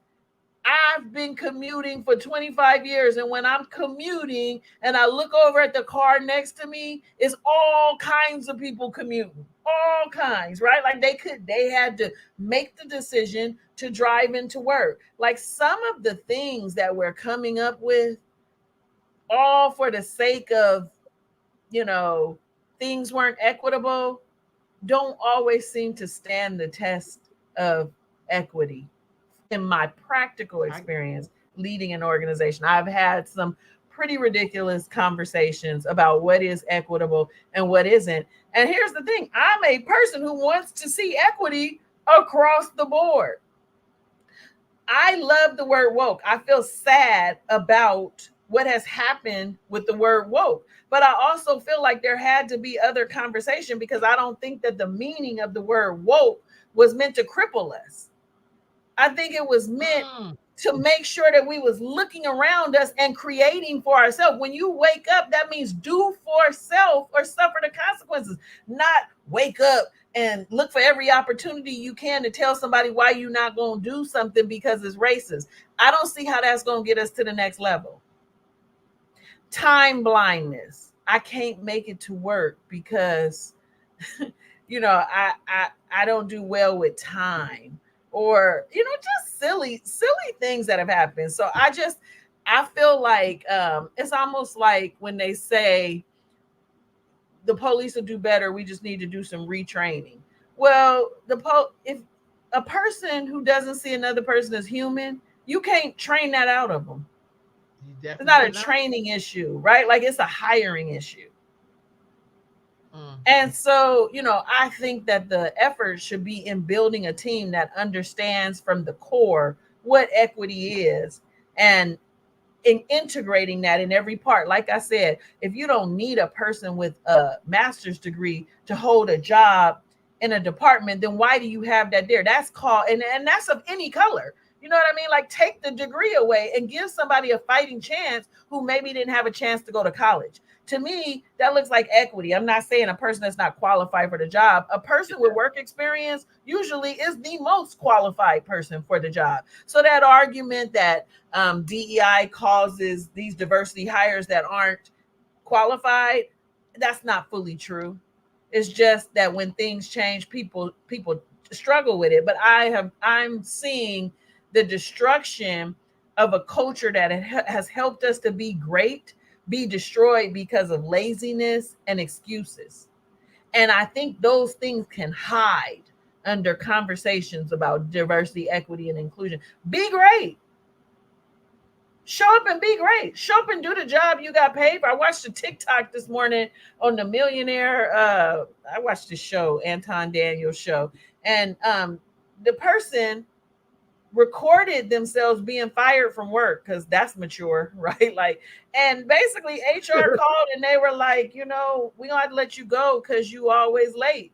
And she's like, when was I? Well, you was late this day. Well, that's because of this. Well, you was late that day. Well, that's because we already talked about it. Then they said, well, on 8/12, you didn't even show up. She said, that was my birthday. Come I'm on. sorry, Javon. Come on. Uh, Come on. So I'm just saying that, like, I think one of the things that has been challenging for our community is being accountable across the board for all things. If you get a job, show up. If somebody mad at you at work, it's not always because you black. It is not always because you're black. Maybe it's because you're late. I have told so many people in the last 5 years that come to me for help, at work, they'll skirt everybody and come to me. And then I'll say, oh, yes. Tell me the story. Oh, this sounds horrible. Tell me about yourself. Oh, well, I'm on a pit because I've been late. I can't help you until you fix that. When you fix that, you come back. Let's see if the problem with your supervisor still exists when you're on time. Now, if you on time and you showing up and you still experiencing that, I'm with you all day. But you don't get to be mediocre and then come and get the CEO to help you through something when somebody else is accountable for your work. And so I have seen two sides of that coin. I agree. I So agree, Javon. I'm upset that grandma's ankles are swollen because sometimes they swollen because we won't show up for grandma. We are not going through the same things grandma went through. I don't care how much racism exists in the world today. We are not Right. going through what grandma went through. Absolutely not. You're absolutely correct, Javon. I mean, damn, play chess. And we ain't been scrubbing nobody's goddamn toilets. Like, let's That's just keep it all the way a butt. why is your Yeah. grandma's ankle swollen? Can you go to the next slide? Why y'all taking care of her? Why y'all riding her like a donkey? Like, this is crazy. But no, you're right. You're right. I I just feel feel like, that. Oh, you yeah, could I go through just these. feel We kind of touched on plastic and fluoride. The next one's right. fluoride. Okay. But I do stop right here for 1 minute because I put a study up here. Go back to fluoride. Oh, I put a study here because I thought this was interesting. So chronic exposure. Remember, most of our water has fluoride put into it by the city or the county or the state you live in. Chronic exposure may be linked to decreased intelligence, memory deficits, learning disabilities, and ADHD. Fluoride induced mitochondrial damage, that's cellular damage, may include structural changes, damage resulting in neural inflammation, altered neurotransmitter levels, and disruptions to key signaling pathways. That's why here at the farm, we're putting in a rain catchment water system now so we can circumvent city water. wow. And that's in a Wow. study that I cited on that slide. I know you have the slides, Yeah. which you can share if you want to. Okay. No worries. This was another so a Reese found in this research, and it just says on average, a liter of bottled water included about 240,000 tiny pieces of plastic. About 90% of these plastic fabrics were nanoplastic, teeny little pieces of plastic. So that's in our bodies. Basically, that's in our bodies right now. So we thought, the water that we get from the city is horrible. Maybe we'll drink bottled water. That turned out to fill our bodies with plastic that will never go away, forever plastics. And so I think this next Wow. one is the slide before the last. And I really want to. So remember, I was doing this about food, and I was trying to tell. They call it DHS out here instead of CPS. And I Uh was huh. trying to tell them, what they could do, some action items you could do so all of our children, don't get medicated. But go to the next one, the next slide, and one This more one. slide up. Right here. Not holding people Oh, accountable is racism. I was talking to some psychiatrists recently, and they told me, like, but my clients can't afford to eat good. And I told them that is not true. And that's where I said I was going to conflict myself from the beginning because I want to start out by saying what we have access to. Um, Somehow, the reason why I said not holding people accountable is racism, because somehow when black people, when there's a message about goodness and we're talking to black people, the counter is always like black people don't or black people can't. Even with the children road, when we take them on the road trip, it'd be like, well, my mama told me organic food is for white people. That's why we don't go to Whole Foods. They had never been to Whole Foods, so we take them to Detroit. Well, same yep. same song. Anything we say good, it's like, well, black people can't do that because they don't have the money. I told them that is feels like racism to me. Black people can afford what we value. But Yes. the That's problem true. is we have not been taught to value eating good because eating good for us has been juxtaposed almost. Like I talked about how beans, beans are one of the best things we can eat. I know you don't like hearing that because I know you don't like beans, Yeah, but but I even though Javon, that's because we grew up on it. That's the only reason why I don't like. I'm like, oh shit. beans are But one they of the look best like things to eat. But we've now, it's like, don't nobody want to eat that. But Takis is gonna take you to the grave. And so I shared on Jamil's show recently, and I want to share it again. If Nike made broccoli and put it in a grocery store and had a Nike swoop on it, and we sent Cardi B in to buy 5 bags of Nike broccoli would be sold out and nobody would care how much it costs. Broccoli costs $4 and they raise it to 9. It would be some broccoli eating people because of that. yeah, When we want to look good, we pay a lot of we come up with the money. It is about value. And so the idea that we can't afford to get it's old. It's old. The question is, are we going to let the children go through another? Because every 10 years, it's something else. Our children are under attack right now so bad just through yep. other practices that are going on. Are we going to let their mental health continue to decline because we're not going to value food? What we value, we pay for. And I think we should change our language. And that's why I wanted to change our language in the DEI conversation.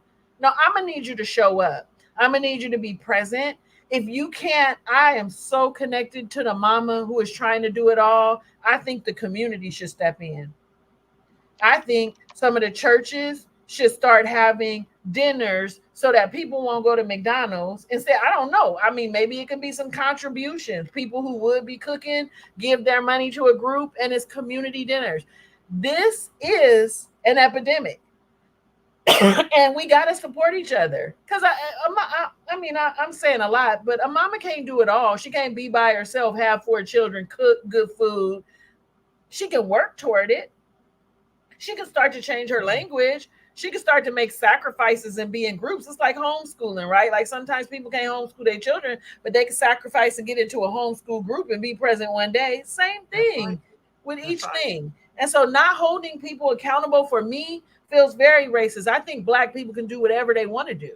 I don't think anyone's holding me down right now. I think if I'm being held down, it's me. It's some choices I'm making. And Mm, that doesn't mean that there's not systems of oppression, but I'm not going to get caught up in them. I should be too enlightened by now. And so should the people around me so that we can achieve. What was it about the Asian community that had them come over and conquer? I know that's not as simple as I'm saying, but I think part of it is mindset coming over and conquering. I can say a lot more about that, but I'm going to just keep it no, no, no. keep I it get what you're saying. simplified. I know. I totally get what you're saying, Javon.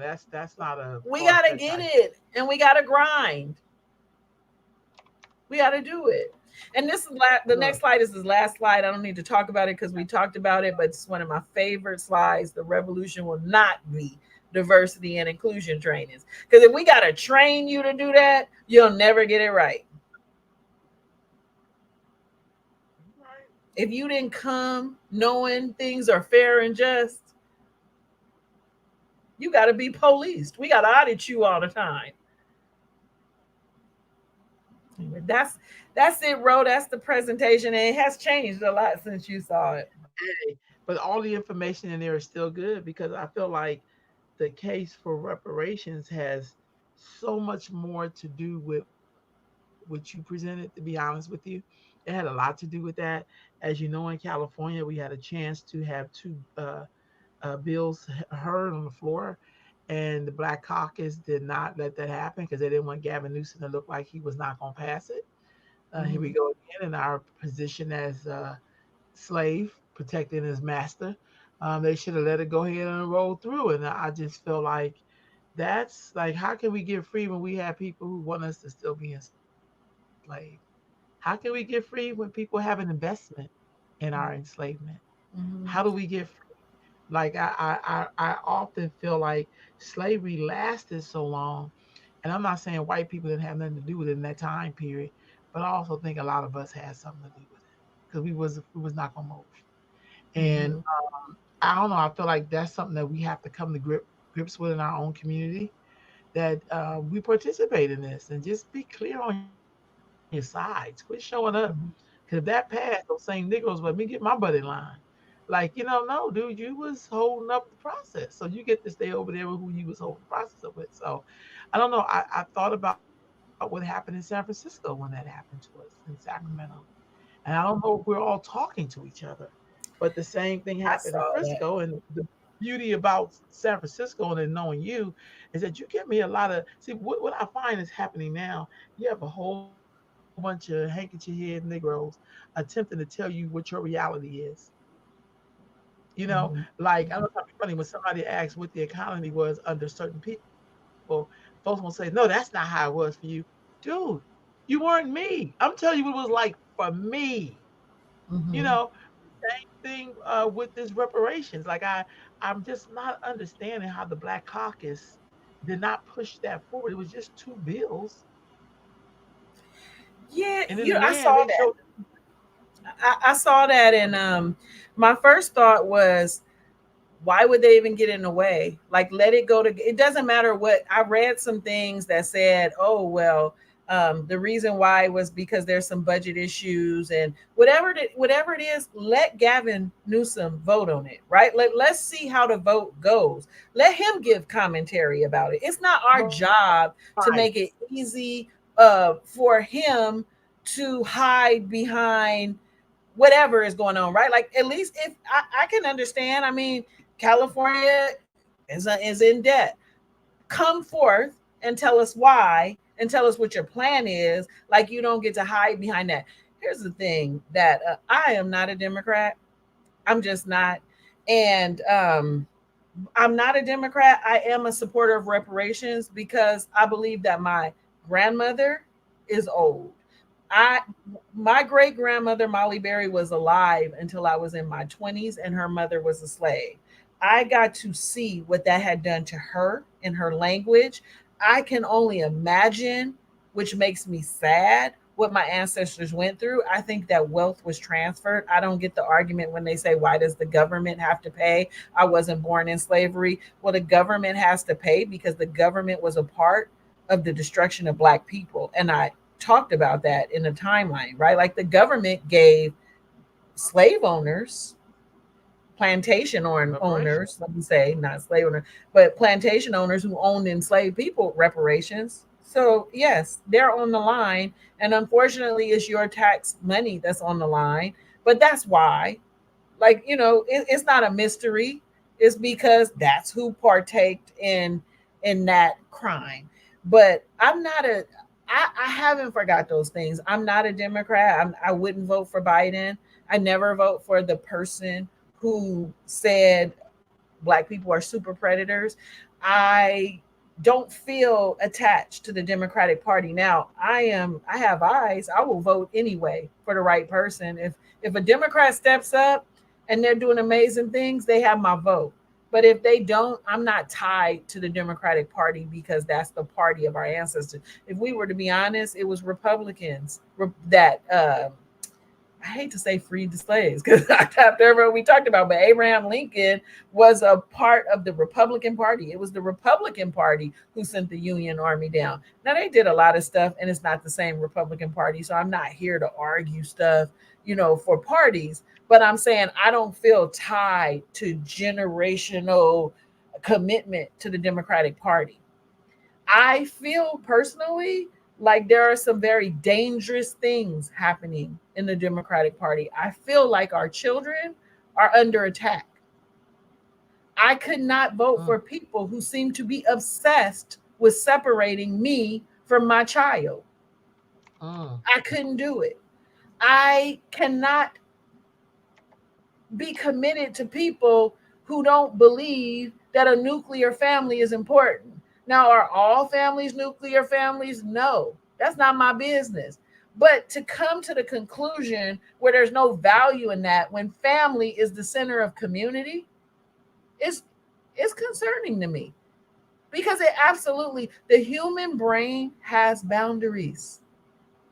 We are so far outside of those boundaries that we see a total collapse of mental health in the United States of America. I hold the Democratic Party's values partly responsible for that. Everything I just talked to you about, there's somebody that could change that we voted for, whether no matter what party they're in. Somebody could work to change that. How did we get here?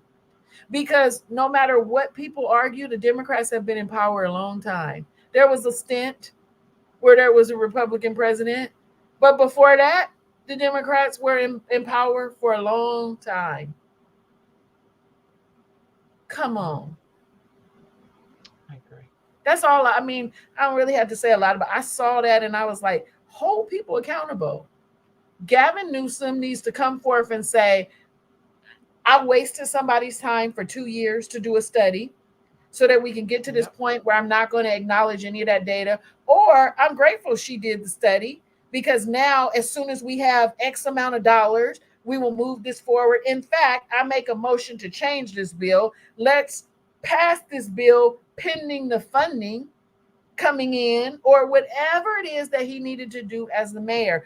I find myself in a position where Covered. a couple of years ago I was at a meeting in San Francisco, and this is when Gavin Newsom was being recalled. It's a meeting of Black people, and they were talking about the conversation was, how we can go out and get young people involved so that they can support Gavin because Gavin, we know who Gavin is. And I was like, yes, like I was in San Francisco when he was on the board, when he was the mayor, now he's the governor. Like, what exactly has he done for me and us? Like, what exactly? I mean, specifically, like, yeah, he a liberal dude, so he might change some things in liberal ways. But what did that look like? I am not stomping no pavement to get no new young person to vote for their demise. I could talk more about that, Rolanda. I'm super interested in foreign affairs, in the economy, and I love politics. I am just clear on the things that I'm not going to do anymore. And I grew up in a diehard Democrat, man. My grandfather was a longshoreman, local 10.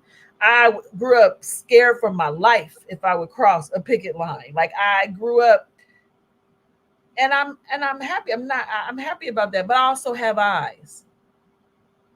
And I can Mm. see a shift in the culture and the values of our Mm-hmm. of our country that is not for me something that is productive for young people. And I just want adults to be honest about that. For example, this is an off the wall example, but this is something I'm talking about. Like, we'll talk about rap music. I grew up in rap music. I like rap music. I grew up under dysfunctional rap music. I'm grown enough to say it ain't art. I'm in a conversation with somebody and we talking about some music, calling us a bunch of bees and hoes and all of that, and then somebody want to say, but it's art. How? What is wrong with you? This music should not be on the radio. Am I saying we didn't listen to it? No. Am I saying if Too Short Um, come on right now, I might have to excuse myself because I know every lyric. That does not make me a person who will get on here and say his music is valuable. His music is destructive, and it was part of an era that I came up in, and it should right. never be played on the radio. It's unhealthy for children. I grew up with NWA. I grew up all of that, so I'm not. My hands ain't clean, but I still have enough respect for young people to say this is not for your. This is not for you. But I had talked to Black people in an argument. They told me it was art. How? See, that's what I'm saying. Some of this is us. Yeah. No, you're right, Jay. You're right. You're right. I just okay, okay. One more question, Jay. So here's the other thing. Do you think sometimes this reparation thing gets a little convoluted with people who are not descendants of people who were enslaved? Because I find when I look at Roland Martin, he's from Haiti. When I look at Joy Reid, she's from some part in Africa or something. Most of these people are like first generation, like but they are the benefactors of all of that marching because they people wasn't out there marching. They were just getting to America. Do you think that's even with this thing with the presidential thing? Some of those talking point people are folks who weren't necessarily taking it for the team, weren't doing anything during the crack era to help, or even after to help us get our families back together, to be of service in the community. These are not those people. These are the people who walk through the door. And now they want to say, well, this is why we're doing this. Like, do you think this is a problem? I think that places that talked about reparations did a great job in the writing. Like I know in San Francisco and I believe in California, it was very specific. When they talked about who would be awarded reparations, there had to be a connection to someone that who was enslaved here. And so I think as long as people can say whatever they want to say, but as long as people, we stay on top of what is in the bill and what is in the wording, that's really what matters. I mean, I think Black people who are descendants of enslaved people have so much to work out within ourselves. I mean, the amount of colorism and argument we have about who is Black and who ain't Black, and we have so much to work with. They know they Black. They know they're not American, but I can imagine at they house, because I think Joy Reid is Haitian as well, if I'm not mistaken. Is she Haitian?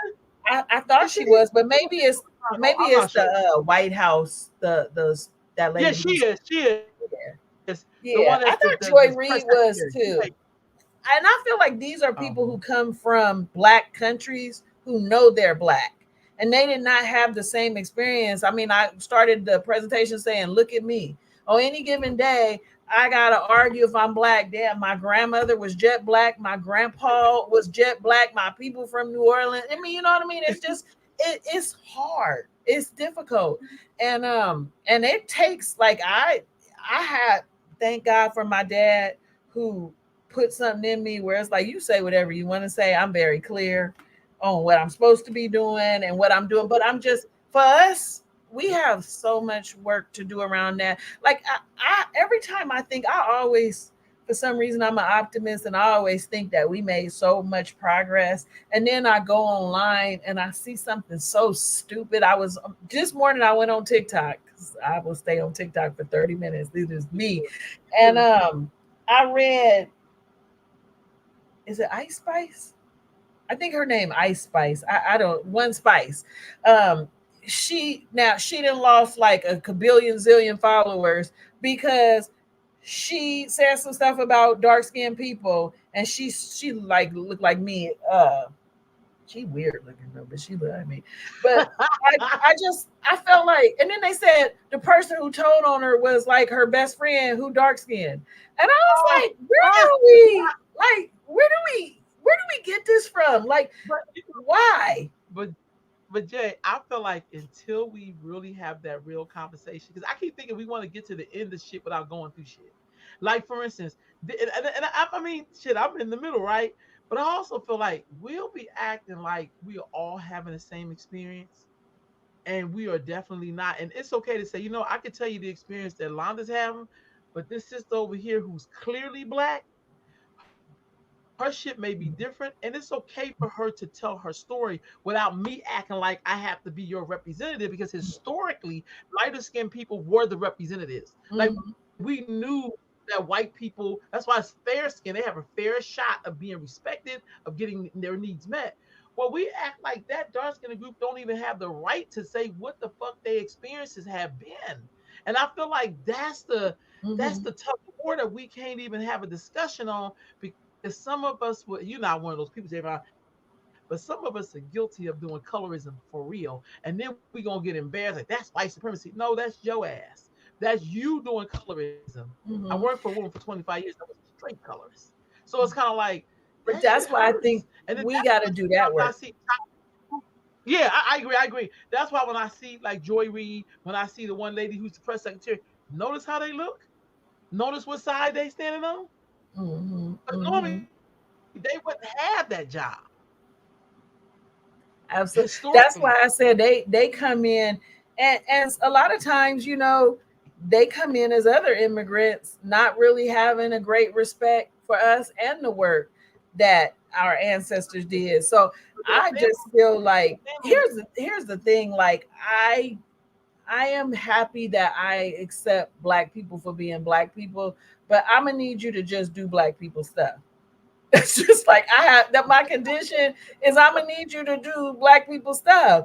And like I said, I sometimes I read stuff and it makes me sad because in any given day you can read stuff about like light skinned people are this, dark skinned people are this. I'm like, this is why we can't make no progress. We have no respect.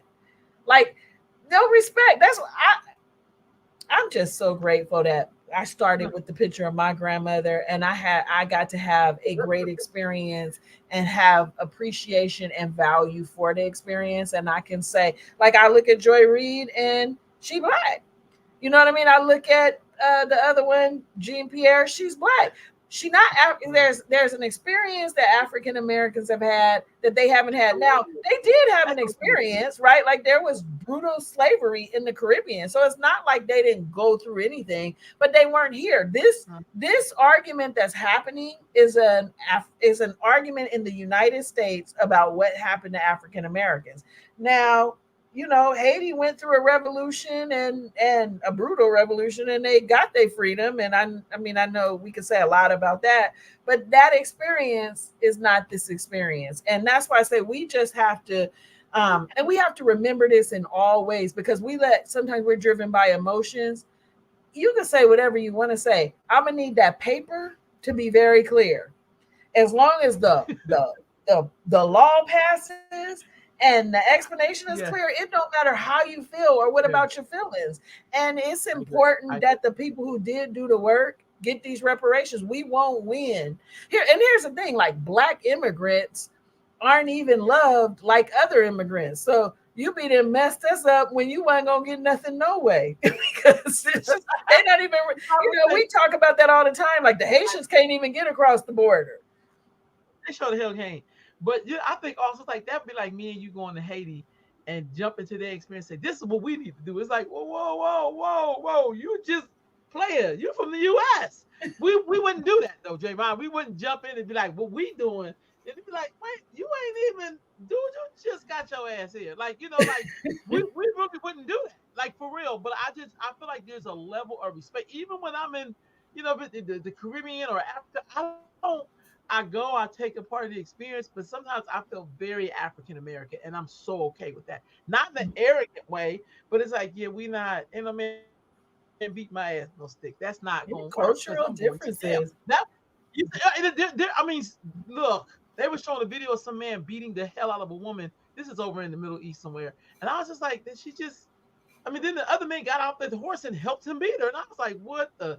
But that ain't my culture. We don't, Mhm. girl, we be Mhm. going to jail for real. Like we really be like, girl, I'm in the jail and killed this man and his friends. Like, like it's just and I think we have a hard time respecting our lineages. Mhm. Well, I think we have a Mhm. hard time with that. You know what Yeah, I'm they're gonna have to sit this one out, saying? I and don't then think we they gonna have to can figure because out I how feel not to like fight about it. You know what I mean? We just, that's why I think I love that it's like, hey, if you can prove this, then you good. Because if we didn't have that, we would fight to the death, just between ourselves. so. Look, I got to say this to you. So I do my classes. I'm in a particular district. I do a lot of classes, and probably like a third of the girls are mixed in my class. And Hmm. so I do think some of the girls they always say, "No, my dad's like half black." Like, if the girls is cool with you, I'm cool. So one girl came up to me today. This always happens to me, and she was like, "I want to join your group." And I was like, "Well," she said, "No." She said, "The truth of the matter is, Miss Rowe, right?" I said, "Yeah." She said, "My mother is Samoan, and then my daddy is black." And she said, "The truth of the matter is, I don't know what the black part is." And so I either get girls like that or I mean, that are mixed, or I get girls who are mixed thinking the whole thing is about them. And Hmm. I like that's not what I'm doing in here. Like you going like wrong class.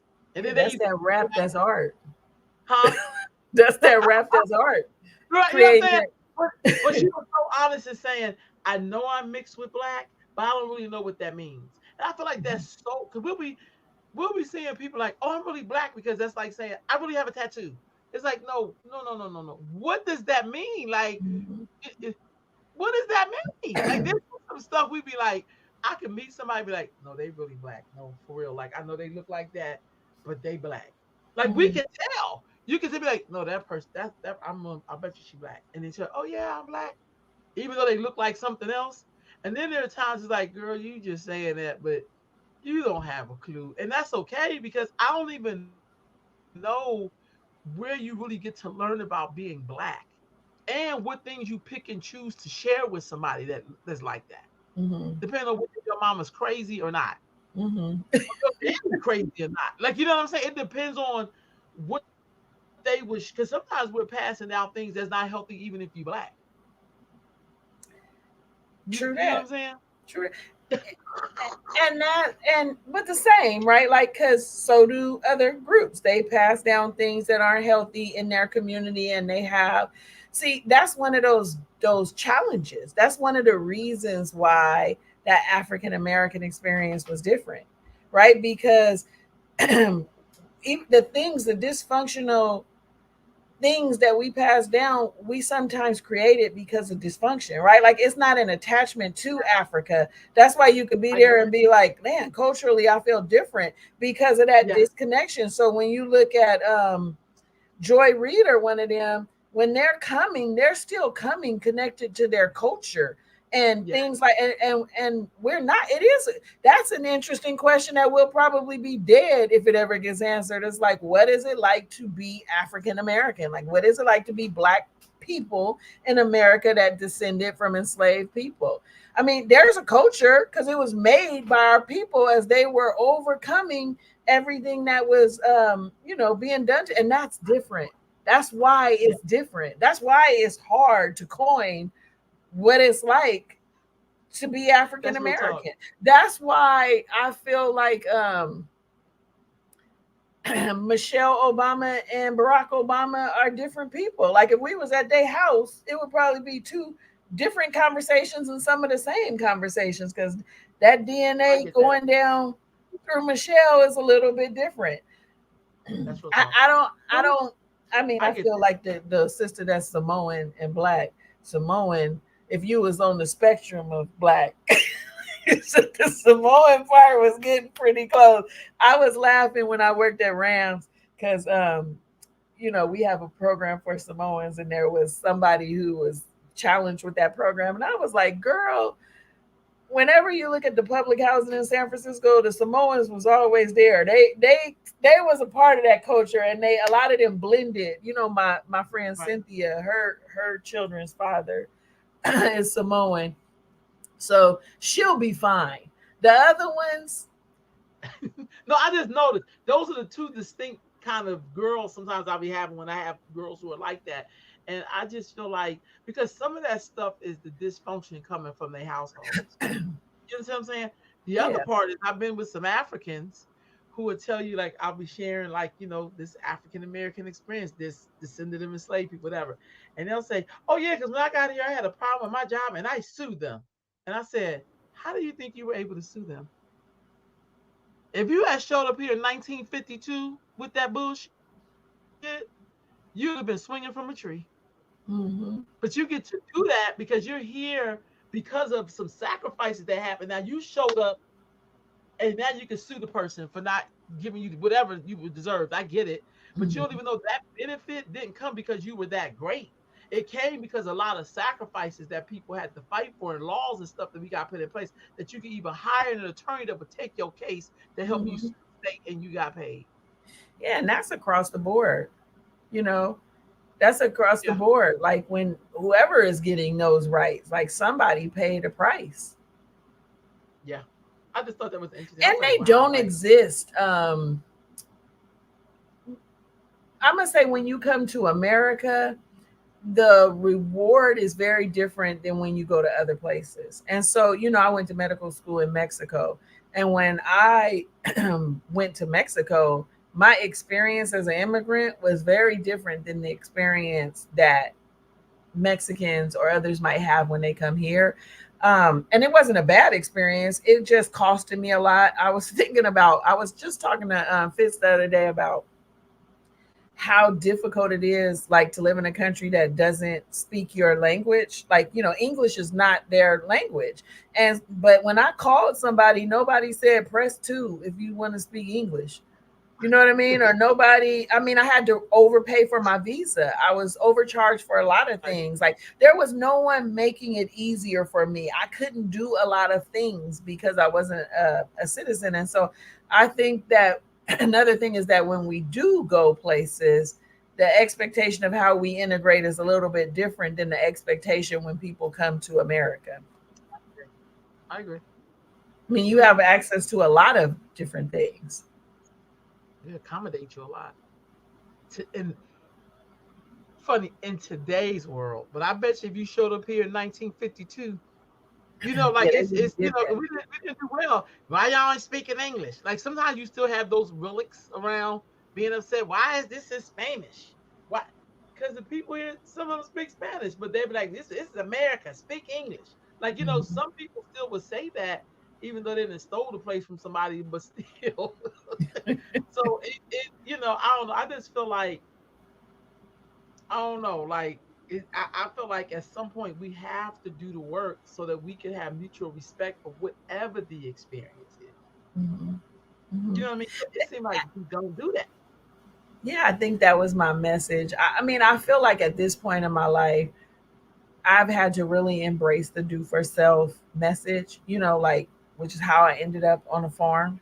It's kind Right. of like, I know no one's coming for me. I also know that at this point, people are joining with people who have values, I agree. and so whereas we might have been really, really attached to color before, sometimes that's not a safe place for you. And Mm, so, it's like, where does the value match?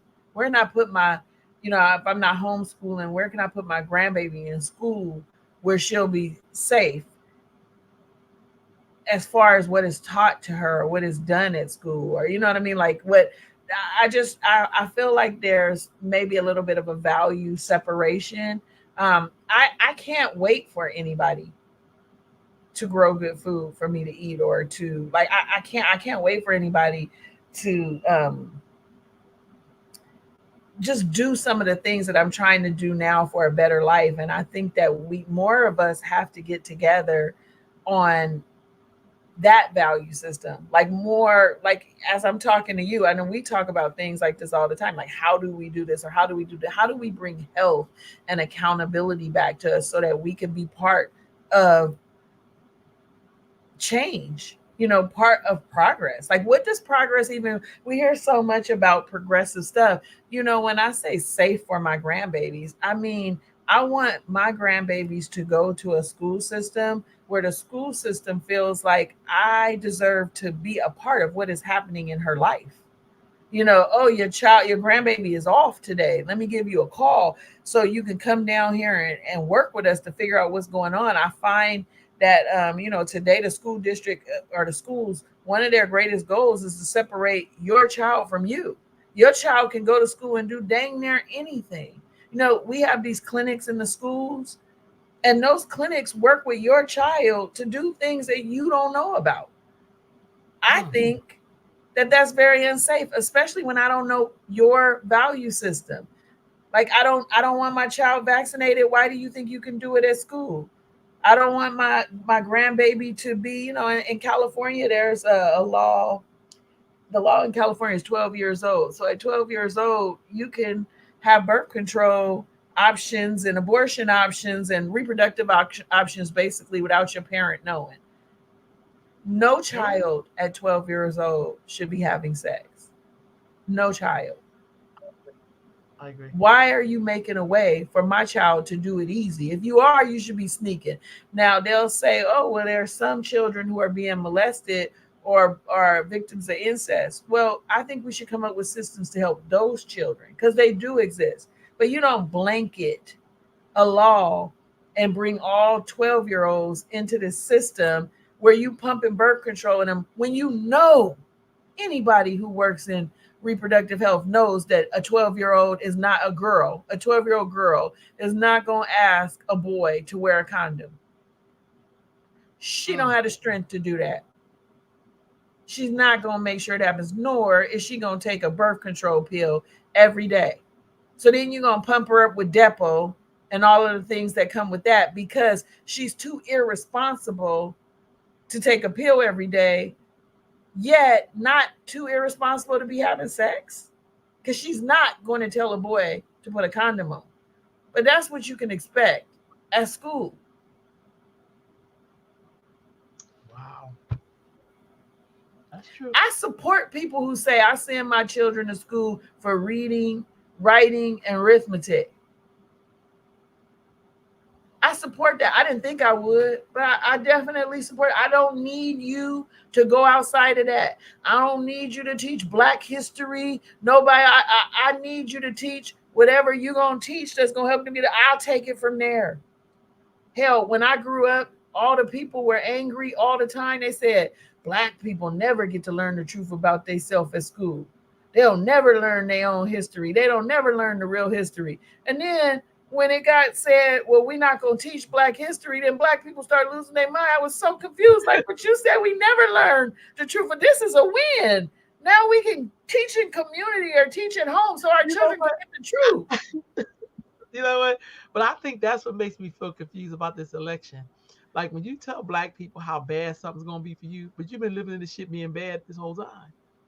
Like it's the shit never changed for us. So you trying to convince me this is gonna be horrible. No, you're really talking about what's gonna be for you. Because if you know how I live, I'm already under horrible conditions. You keep thinking that you know what my condition is, but you can never live. You can never walk around in my skin and be me. You know what I'm saying? But it's like a mind trick.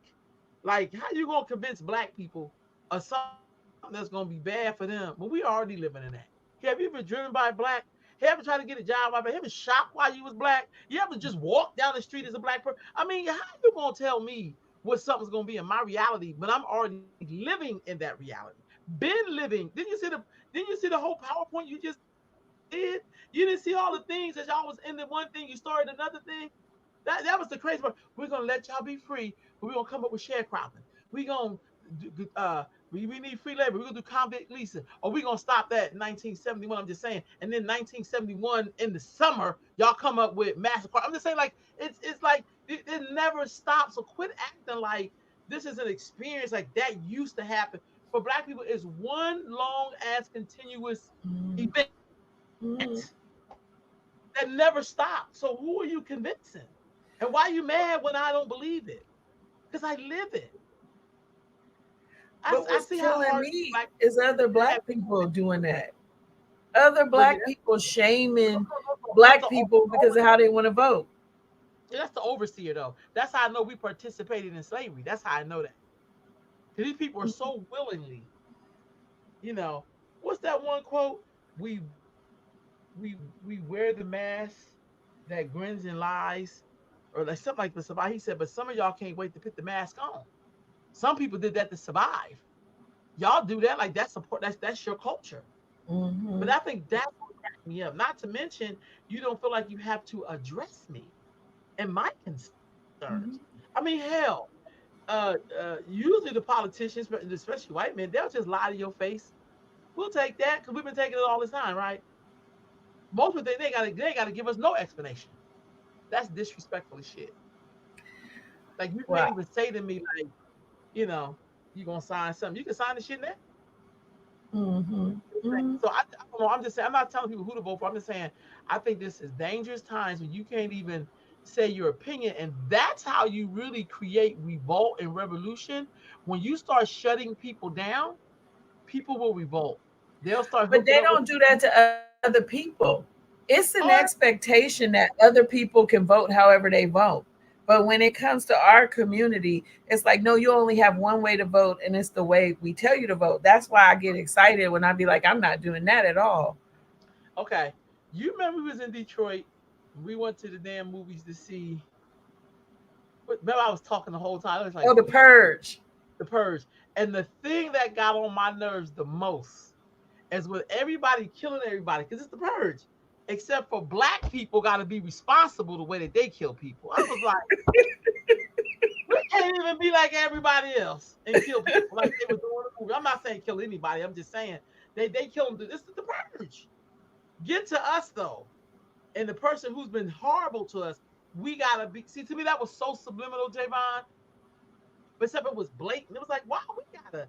I thought we was all in the purge. Mm-hmm.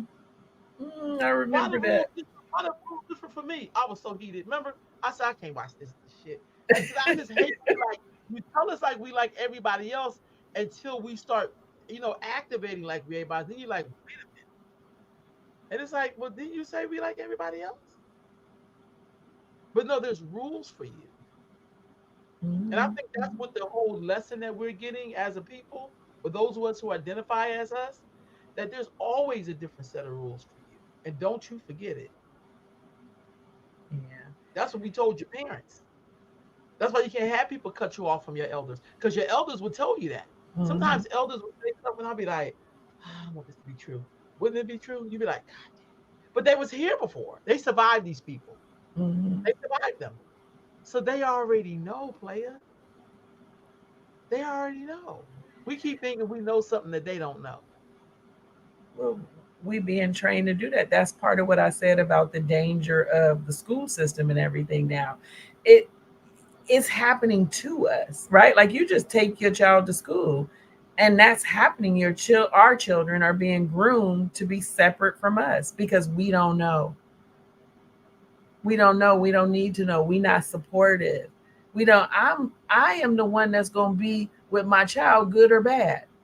I remember having a conversation. I said, yes, if my child gets pregnant at 14 or 15, I am going to be upset and I have that right. Right? I'm raising this child. But at the end of the day, it will be me and my child who figure out next moves, not you. I'm going to be stuck with the decision for the rest of my life, our life, right? Like it's me. I'm her ally. I have her best interest. So Mm, that separation is happening and we don't even know it because it's happening in secret wherever we take our children. I have my little standard now is if I can't leave my child with you safely, then you're my enemy. If I run to the bathroom or to the cafeteria and my child tell you something and you feel like you can't tell me but we came together, we ain't cool no more. mm. Well, Jay, I thank you for spending this time with me on this Friday night, giving us some wisdom, knowledge, and understanding. Because I do think we have to expand this thing and looking at it from our mental health. Like, I just felt like even when they were waiting for that vote, I felt to myself, "Man, it's just so blatantly disrespectful. All them black people down there waiting for that vote, and then the one man came by and mocked them. I said, look at this fool. Like Who was that? some caucus member. I just thought to myself, this is a different day because it couldn't have been 1989. I'm just saying. Like it's a time where people just didn't do shit because you would have to walk outside. Like Let's just do saying. it. So We it's need. just so disrespectful. To me, it's just the ultimate disrespect that I think I know for me I struggle with. It's so blatant because I'm a student of history. I know my ancestors. They shared. I mean, elders, ancestors shared their story. So it's kind of like, how can we still be going through this in 2024? My grandmother's still there. My grandmother is 98. My dad's mother, 98. So don't tell me something was along. She was born 1924, Yeah, I was something gonna like say, that. think of her on that timeline. Yeah, I'm like, give me a break. Like y'all really doing too much. Really, you are. Like I just. Mm-hmm. Or 1926. She was born 1926, not 24, 26. So That we anyway, was on the Davon, same. thank you so much for spending time with me. That was an awesome PowerPoint. I just feel like we need a refresher, and seeing what our ancestors have been through. And I want you to enjoy your Friday night. Don't hang up. All right, y'all. See y'all again soon.